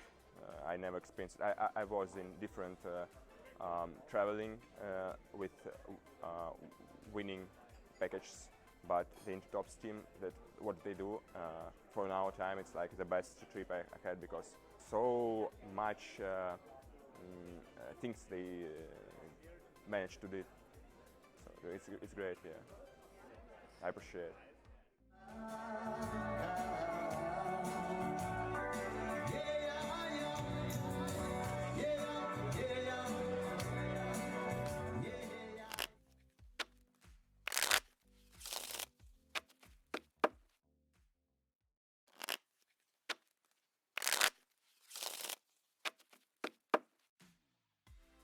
This week was amazing, you know, met people from the rest of the Europe and American people. I could change a lot of interesting conversations and, you know, improve my English. So it was It was a blast. Also, I'm playing poker. I had a great time on the summer, in European summer, on the beautiful lake. Velden has maybe the wonderful lake I have been in my life. And be with the guys, drinking, talking, having party. Basically, it was a great time, not just for the tournament, but outside the tournament, it was a very great time.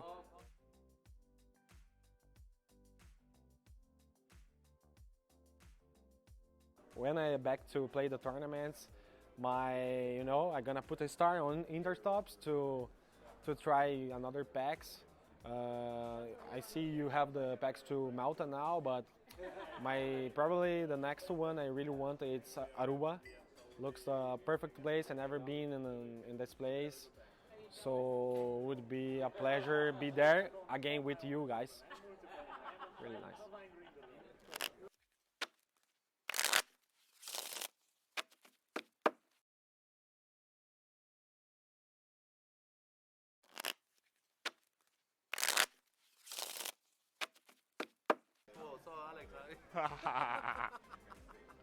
It was insane. It's a really good time. I love Austria, I love the weather here, nature, the beautiful lake, the beautiful views, the fantastic water. We had a really good time, dinners, doing some sports and something like that, yes. That was a great time. Packages are really good because they include the hotels and other entertainment during this week. So it's really good to have a vacation and play a very nice tournament because the field was really soft. There are a lot of big names of German pros, high rollers, but there are a lot of amateur players. So if you will try your best, you can win a lot of money here. I feel great, really great here.